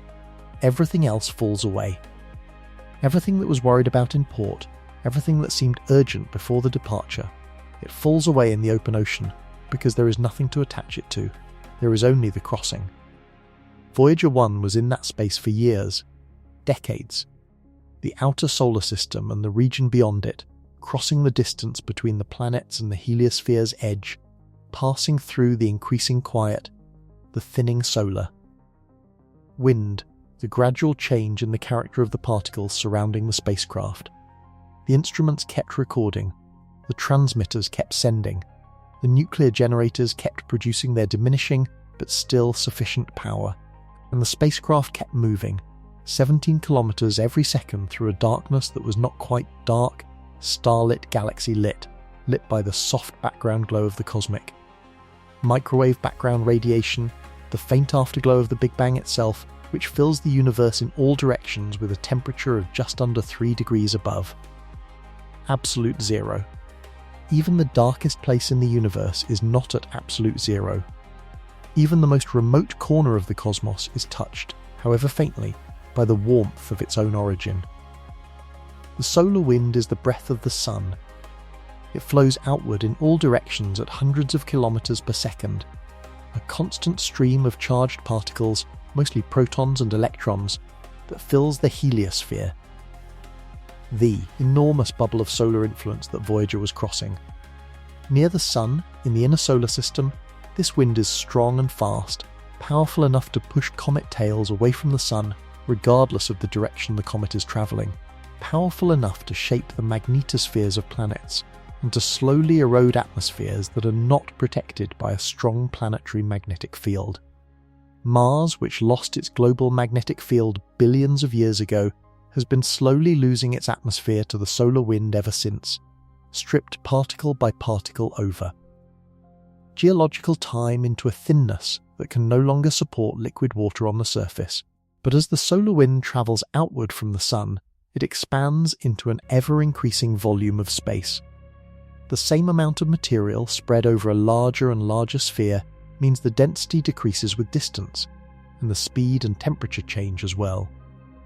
By the time Voyager 1 was in the outer heliosphere, the solar wind it was travelling through was a much quieter version of what streams past Earth, thinner, slower in some ways, more uncertain, carrying less of the Sun's energy per unit volume, though still undeniably present, still measurably different from what lay beyond. And then Voyager 1 reached a place where the solar wind ran into something, the heliosheath, the region where the outward-flowing solar wind meets the inward pressure of the interstellar medium, the gas and plasma and magnetic fields of the space between stars pressing against the Sun's bubble from the outside.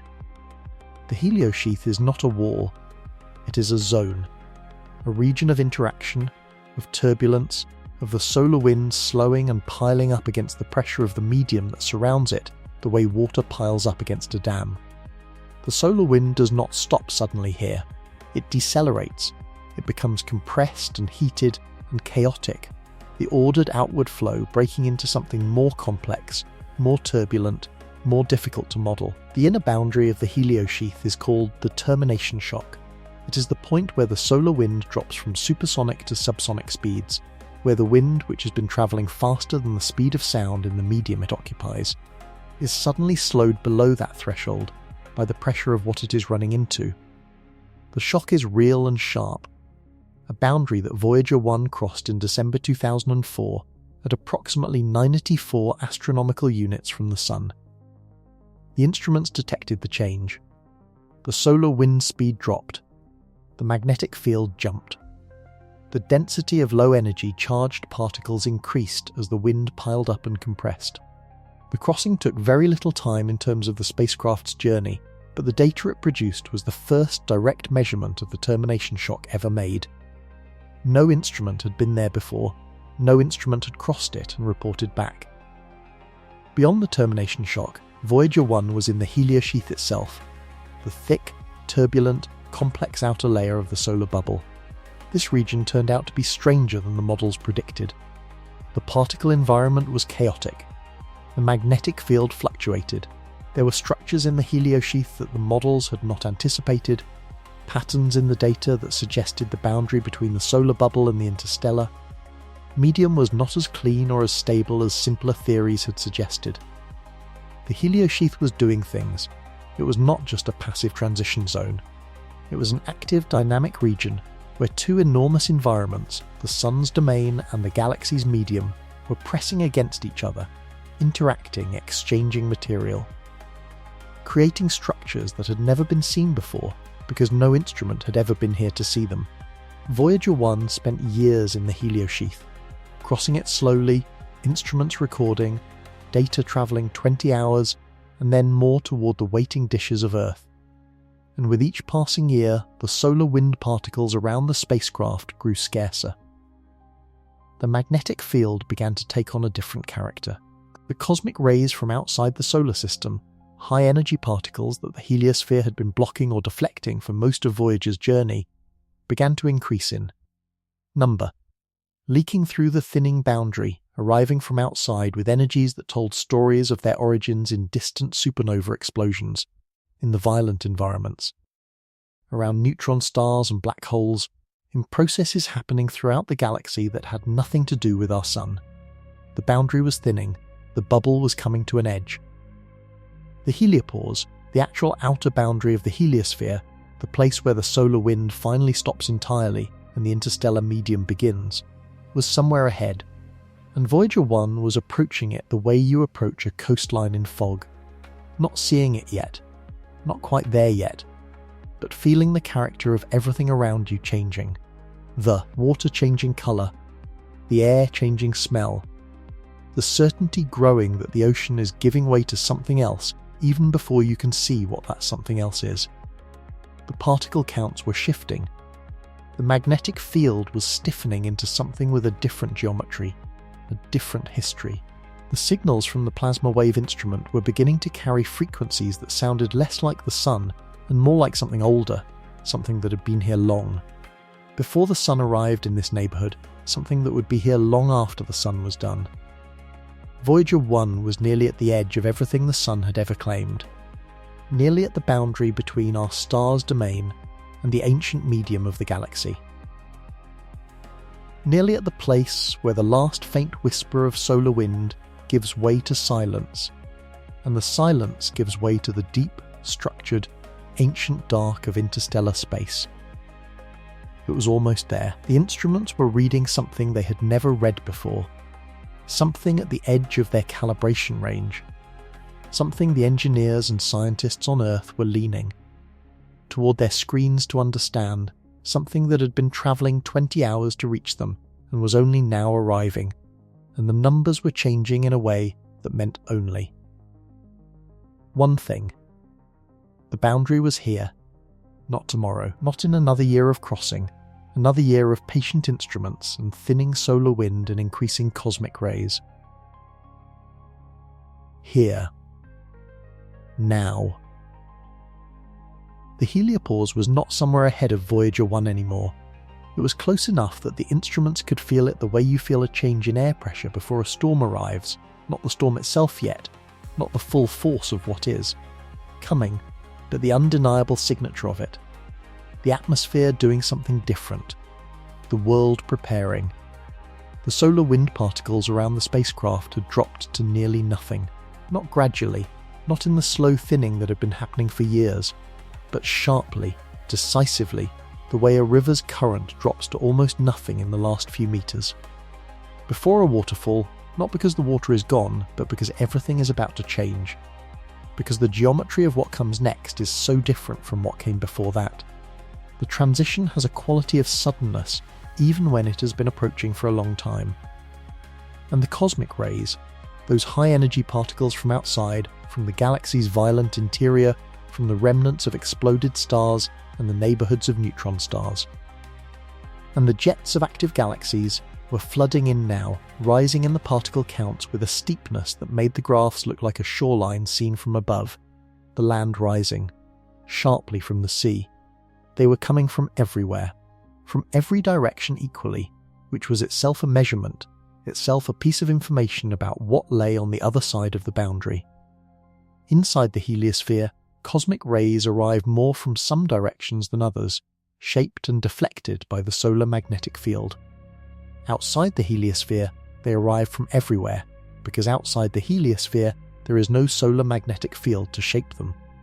The isotropy of the cosmic rays, their equal arrival from all directions, was one of the signatures the scientists were watching for, one of the signs that the boundary had been crossed or was about to be. The magnetic field around the spacecraft was doing something remarkable. For years, throughout the heliosheath, the magnetic field had retained the character of the sun's field, carried outward by the solar wind, bent and shaped by the sun's rotation. And the dynamics of the heliosphere, pointing in directions that reflected the history of the solar wind that had deposited it there. But now the field was changing direction, stiffening into an orientation that was not the sun's, aligning with something older and more pervasive, something that had nothing to do with the sun's rotation or the solar wind's flow.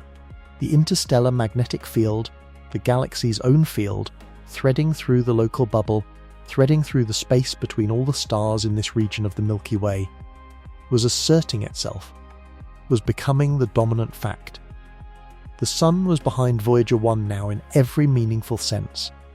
Not just in distance, not just in the 22 hours it took the signal to cross that distance. Behind it in terms of influence. Behind it in terms of what the environment around the spacecraft belonged to.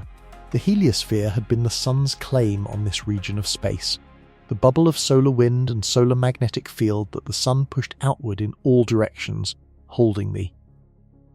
Interstellar medium at bay, creating a protected region where the solar wind was the dominant force and the cosmic rays were partly shielded and the magnetic field had the sun's fingerprints on it. That claim was ending. Scientists call the heliopause the boundary between the solar wind and the interstellar wind, but the word wind is doing heavy lifting there, carrying into a description of. Charged particle flows the same metaphorical weight we give to wind on Earth, the movement of a medium, the pressure of one environment against another, the sense that what is, out there has direction and force and is not simply waiting to be crossed, but is itself crossing, is itself moving, is itself a flow with a history and a destination. The interstellar medium is not static, it moves. The sun and its heliosphere are moving through the galaxy at roughly 20 kilometers per second relative to nearby stars, and the interstellar medium flows around the heliosphere the way water flows around a stone in a river, parting ahead of it, closing behind it, pressing against its edges. The heliosphere is not a perfect sphere for this reason. It is compressed on the side facing the direction of travel, pushed inward by the oncoming interstellar medium and stretched into a long tail on the opposite side, the way A. Comet's tail is pushed away from the sun by the solar wind. The heliosphere has a nose and a tail, and Voyager 1 is travelling out through the nose, through the compressed leading edge, into the oncoming interstellar flow, which means that what Voyager 1 is about to cross into, what it was about to cross into, in those final months of approach, in those days of rising cosmic rays and falling. Solar wind is not a still and waiting medium, but a flowing one.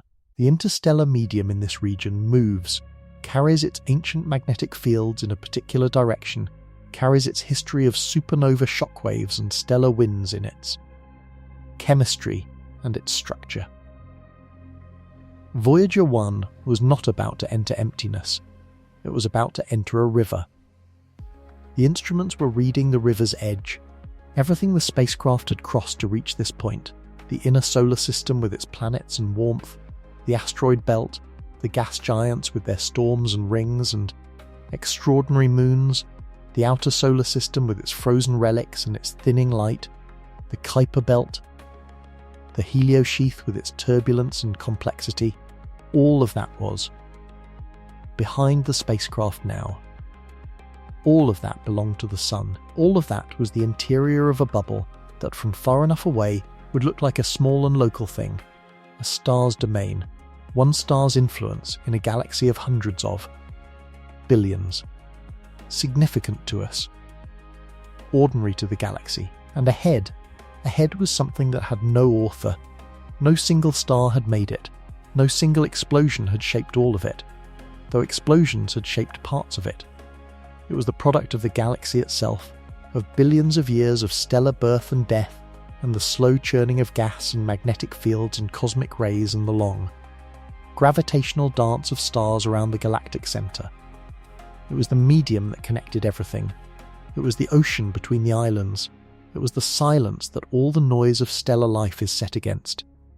The spacecraft was at its edge. The solar wind was almost gone. A few last particles, the outermost breath of a star that was now 22 light hours behind the instruments, still arriving at the detectors in diminishing numbers. The magnetic field was fully transformed. The cosmic rays were at a level that the instruments had never recorded inside the heliosphere, arriving from every direction with the democracy of something that has been, travelling for thousands of years without a wall to stop it. And the plasma wave instrument, the instrument that had been detecting oscillations in the solar plasma for all these years, recording the character of the sun's extended atmosphere, was beginning to pick up something different. A different frequency, a different quality to the waves. The instrument was designed to measure plasma oscillations, and what it was beginning to measure was not the sun's plasma anymore. It was the interstellar plasma, the medium on the other side of the boundary. The river that had been flowing past this edge for millions of years without anyone to measure it, now pressing against the instruments of a 50-year-old spacecraft with the quiet insistence of something that has always been there. The numbers were still coming, still changing. The scientists on Earth, reading data that had left the spacecraft 22 hours earlier, were watching the graphs shift in real time, watching the particle counts and field.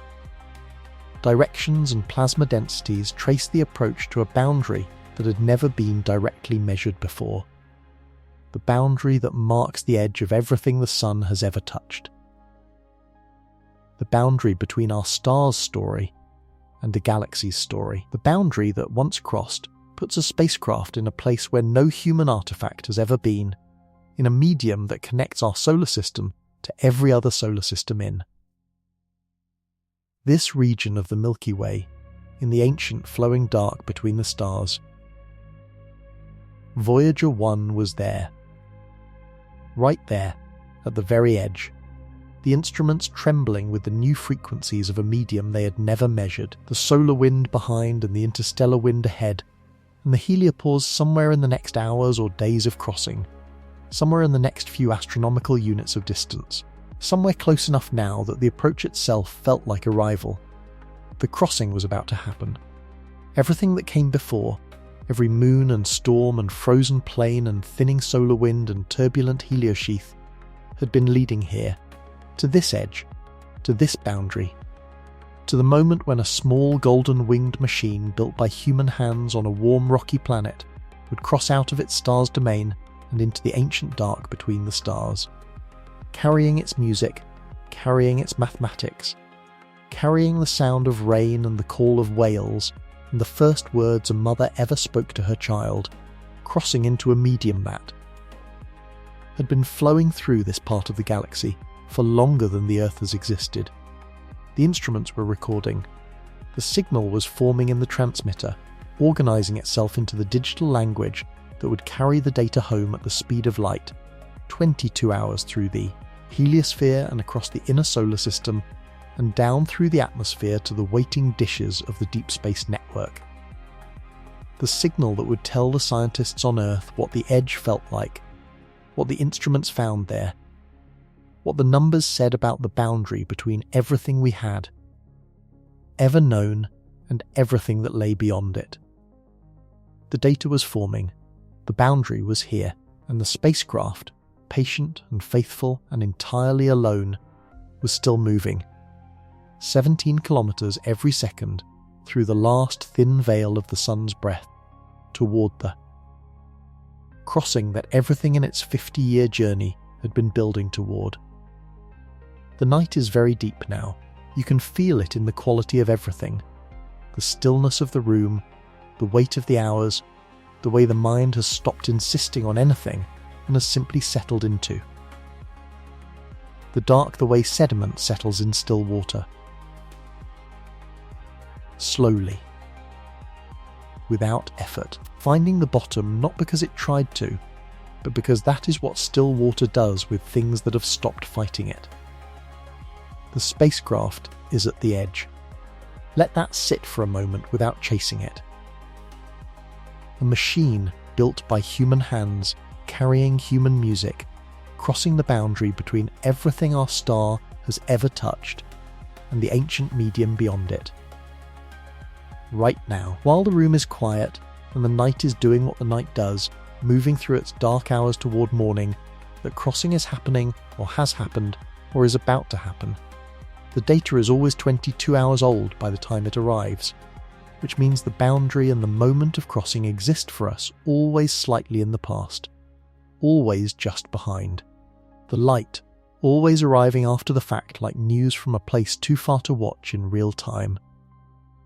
There is something right about that, something that fits the particular quality of this hour, when the day is long gone and sleep is close, and the mind has loosened its grip on the need to know things as they happen.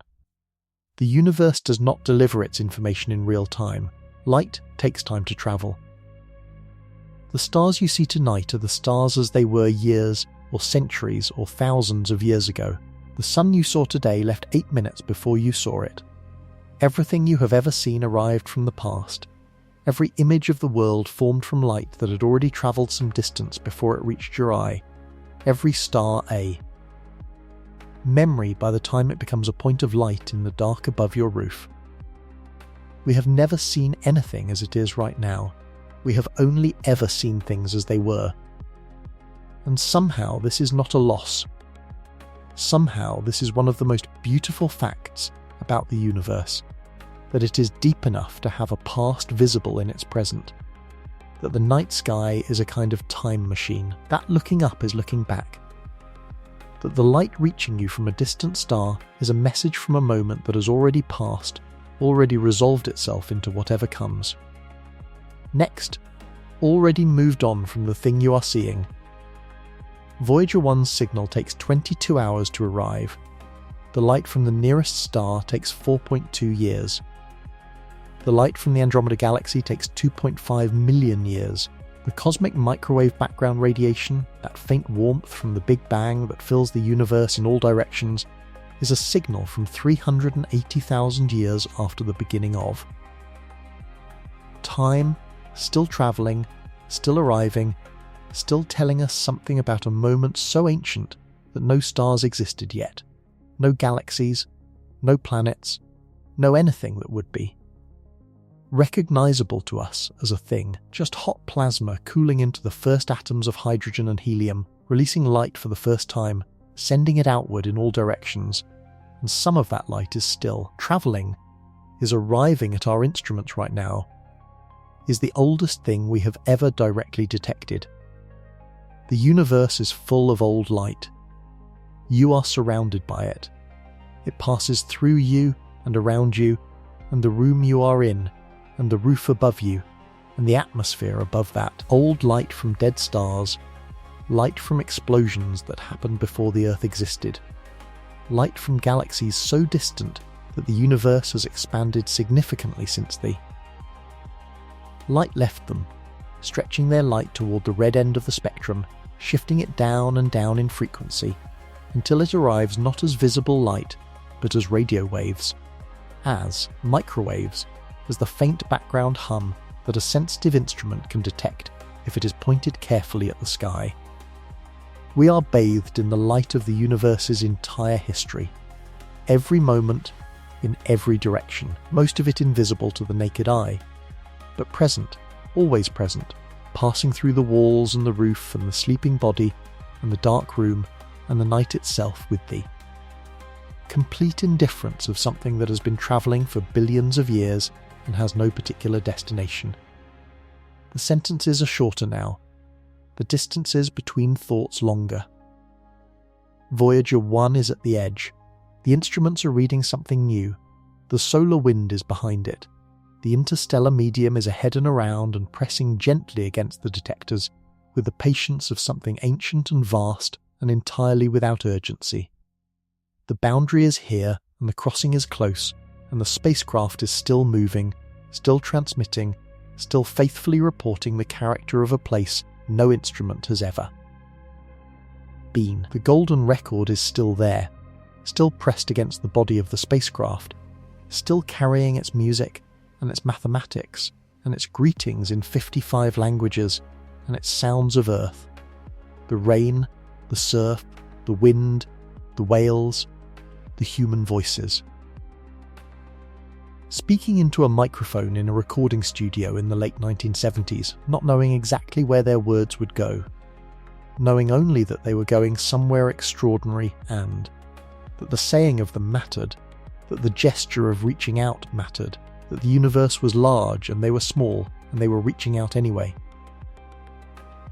The rain sound on the record was recorded somewhere on Earth on a day when the sky was low and grey and ordinary, and someone held a microphone to the air and listened. That sound, those specific water droplets striking those specific surfaces on that specific ordinary day, is now 24 billion kilometres from the nearest rain, is now crossing the edge of the heliosphere, is now about to enter the medium between the stars, pressed into gold, carried by a machine that is doing nothing so much as continuing.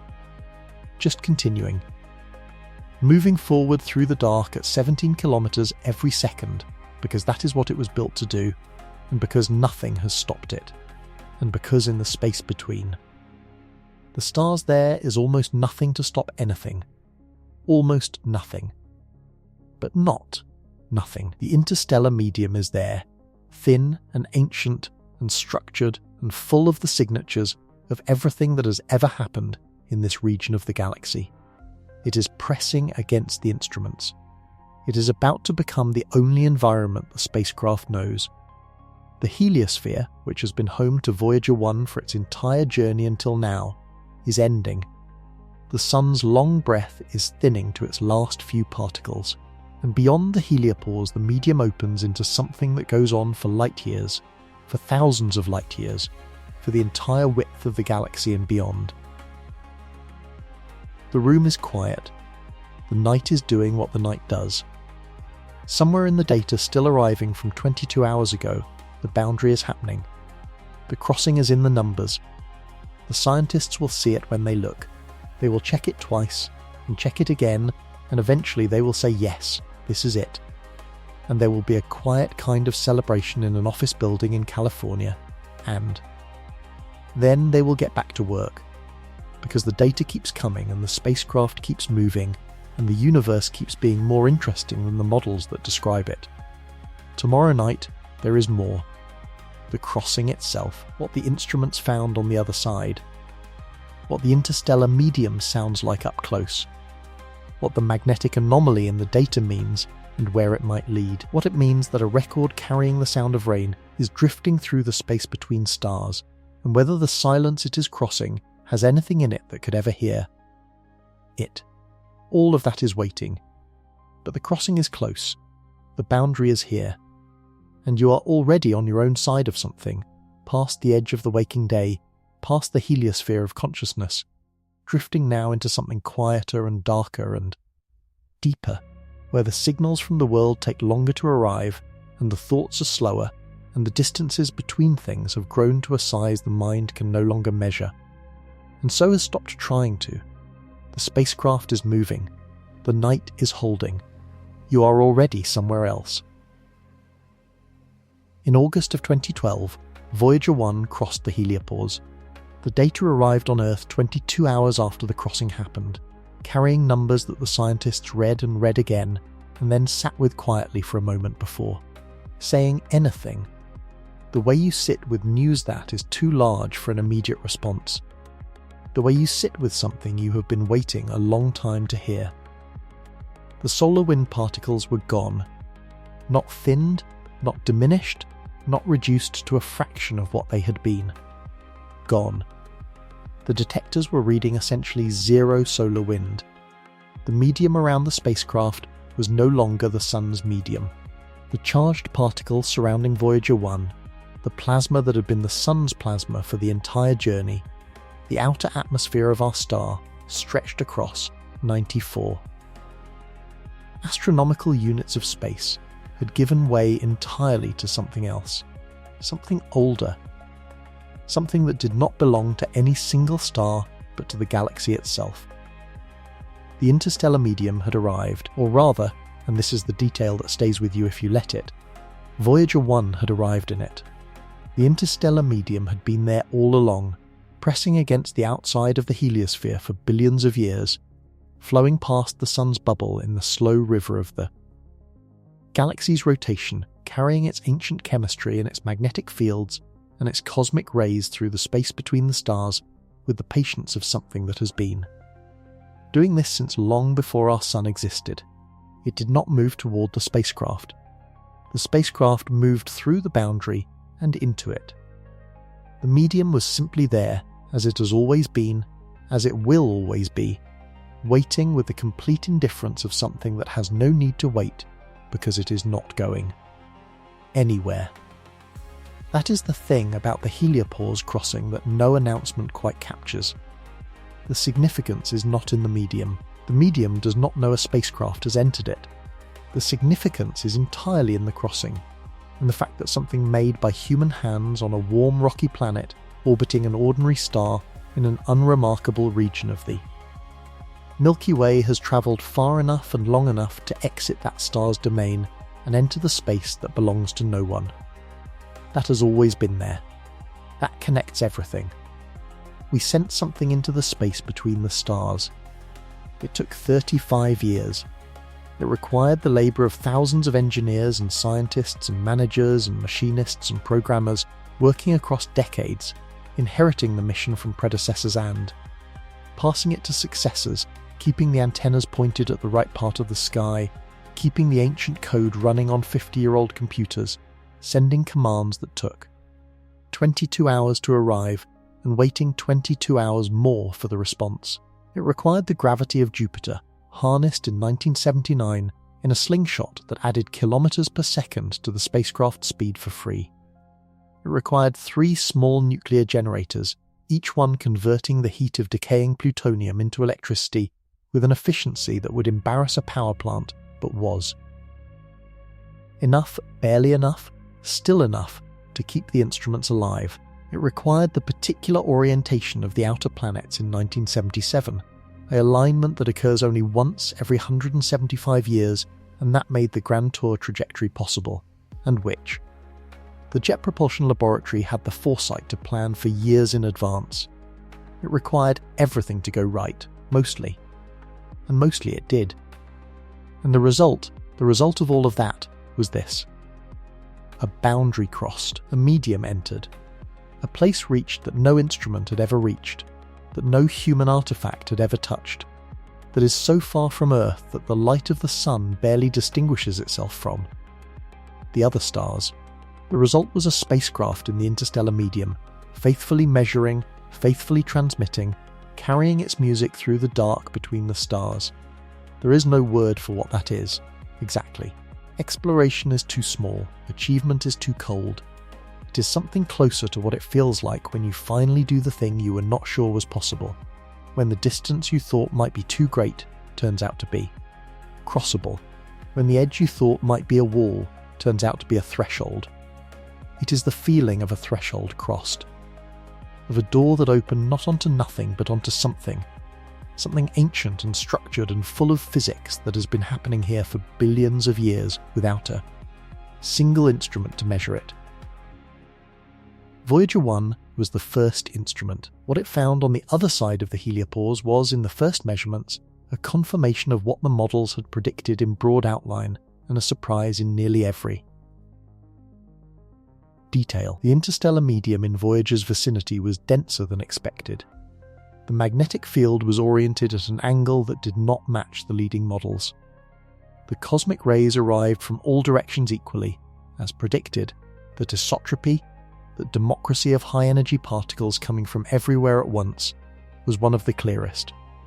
Signatures that the solar magnetic field was truly gone, that there was nothing left to preferentially deflect particles from any direction. The spacecraft was in a medium that the galaxy owned equally in all directions.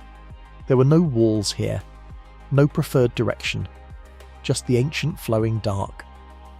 The plasma wave instrument began to hear things it had never heard inside the heliosphere. Oscillations in the interstellar plasma, the thin, ionized gas of the medium, at frequencies that told the scientists the density of what surrounded the spacecraft. The instrument was not designed for this exactly, but it was sensitive enough, and the scientists were clever enough, and the data was rich enough that measurements could be extracted from it that no one had planned for when the instrument was built in the early 1970s.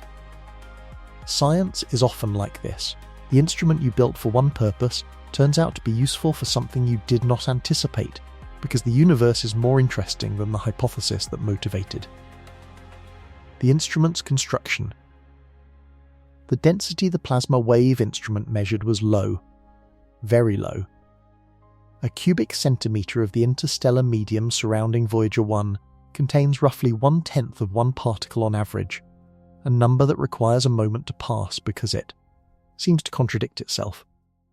You cannot have a fraction of a particle in a cubic centimetre. What the number means is that if you took 10 cubic centimetres of this medium together, on average one of them would contain one particle, the rest would be empty. The interstellar medium in the local bubble is, by any human standard, indistinguishable from nothing. It is the closest thing to a perfect vacuum that nature produces at any scale larger than an atomic nucleus. And yet it is not nothing. It has density. It has a magnetic field. It carries pressure waves. It has temperature, a very high temperature actually, in the technical sense that the particles moving through it carry a great deal of kinetic energy per particle though. There are so few of them that the total heat content is negligible. Temperature and heat are different things, and the interstellar medium is a place where that difference becomes vivid. The medium is simultaneously extremely hot in temperature and extremely cold in the way a living thing would experience it, because there are not enough particles to transfer their energy to anything. Voyager 1 is not heated by the interstellar medium's high particle temperature. There are simply not enough particles touching it per second to make any difference. What Voyager 1 is experiencing in the physical sense is isolation. Not the isolation of a place that has been abandoned, not the isolation of something left behind, but the isolation of the truly remote, a remoteness so complete that the normal. Rules of interaction between objects no longer apply in the ways we are used to, because the medium through which interaction normally travels is so thin that it barely counts, and yet the cosmic rays pass through it. High-energy particles from across the galaxy, born in supernova remnants and pulsar wind nebulae, and the jets of active galactic nuclei travel through this near vacuum for thousands of years and arrive at Voyager 1's detectors with energies that speak of their violent origins. They pass through the spacecraft, they pass through its instruments, they leave tracks in the detectors that the instruments count and record. They are the medium's most energetic message, not the plasma oscillations, not the magnetic field fluctuations, but these high-energy particles that crossed the galaxy and arrived here carrying information about the processes that made them. A cosmic ray that strikes Voyager 1's detector tonight may have been born in the Crab Nebula, the remnant of a supernova that exploded in the year 1054, witnessed and recorded by Chinese astronomers who noted a star so bright it was visible in daylight for 3 weeks. The explosion that made the Crab Nebula happened about 6,500 light-years from here. The shockwave from that explosion accelerated particles to near light speed, and some of those particles have been travelling through the interstellar medium ever since, bouncing off magnetic field lines, gradually diffusing through the galaxy, and some fraction of them have, after nearly 1,000 years of travel, ended up here, in this part of the local bubble at this moment, passing through the instruments of a spacecraft that was built 923 years after the star that made them exploded. The star that made them is still there, as a nebula now, a cloud of expanding gas and filaments surrounding a rapidly spinning neutron star at its centre, the collapsed core of what used to be a massive star, now a city-sized ball of neutrons spinning 30 times per second, generating an enormous magnetic field and blasting jets of energy outward that illuminate the surrounding gas. The Crab pulsar, still spinning, still sending its pulses of radio energy across the galaxy, with the regularity of a clock, still marking the place where something enormous ended and something strange and new began. All of this is in the cosmic ray, in some sense. All of this history, the dying star, the collapse, the explosion, the neutron star, the 1,000 years of travel through the interstellar medium, is carried in the particles. Energy, readable by instruments that know how to listen. Voyager 1 knows how to listen. The data comes. The signal forms. The transmitter sends its 22-hour message homeward through the heliosphere, through the termination shock, through the inner solar system, through the last 8 light. Minutes to Earth, to the dish, to the people who built a life around waiting for it. And they read it, and the universe is slightly more known than it was before.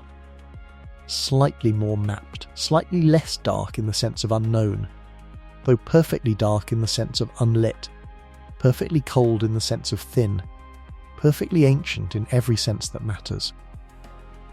The spacecraft drifts. 17 kilometers every second through the ancient gas of the local bubble, through the tilted magnetic fields that carry the memory of supernovae that exploded before the Earth was formed, through the near vacuum that connects our solar system to every other solar system in this region of the galaxy, through the medium that carries the cosmic rays from dead stars, and the plasma oscillations from disturbances that happened thousands of years ago, and the magnetic field lines that thread through light years of space the way nerves thread. Through a body, carrying signals, maintaining structure, holding the whole thing together in a way that is not quite visible and not quite measurable, but is real, is there, is. The connective tissue of the galaxy's local arm. The golden record is pressed against its body. The nuclear generators are cooling. The power is lower than it was last year, and will be lower still next year, and in some number of years ahead, the last instrument will fall silent, and the data will stop arriving. And the dish will have nothing to hear, but the spacecraft will keep moving, long after the last signal, long after the last engineer who remembers how the code works has gone, long after the dishes have been pointed at other things, other missions, other edges, long after everything built by the civilization that launched it has changed beyond recognition.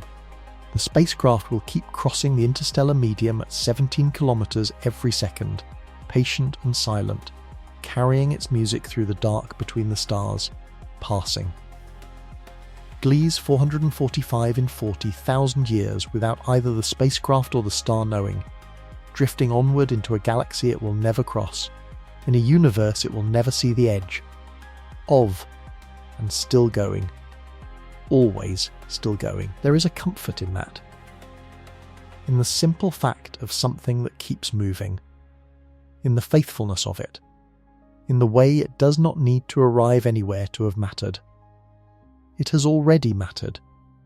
It mattered when the cameras sent back images of Jupiter's volcanic moon. It mattered when it crossed the termination shock and reported back. It mattered when the heliopause data arrived and made scientists go quiet for a moment before saying anything. It mattered every time the signal crossed 22 hours of space and reached a dish on Earth carrying something new, something never known before, something the universe had been keeping in that particular corner of the dark since before there was anyone to ask about it. It matters now. The night is very quiet, the room is very still.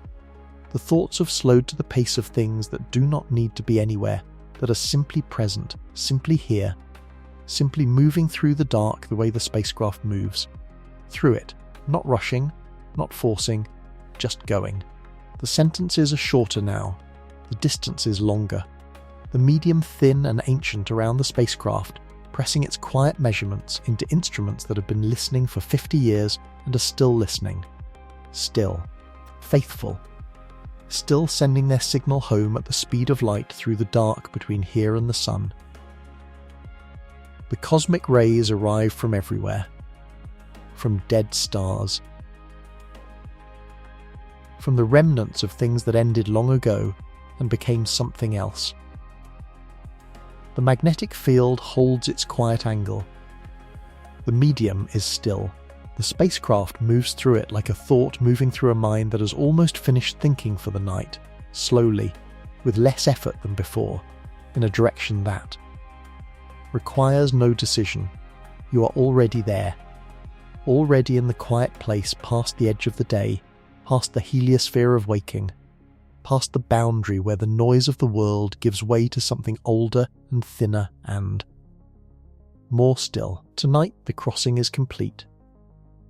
Tomorrow night there is another universe waiting, the golden record, the pale blue dot, the question of what it means to have sent a human voice into a silence this deep, and whether the silence has anything in it that has ever wondered the same things we have, looking outward from its own small warm world into the same extraordinary dark.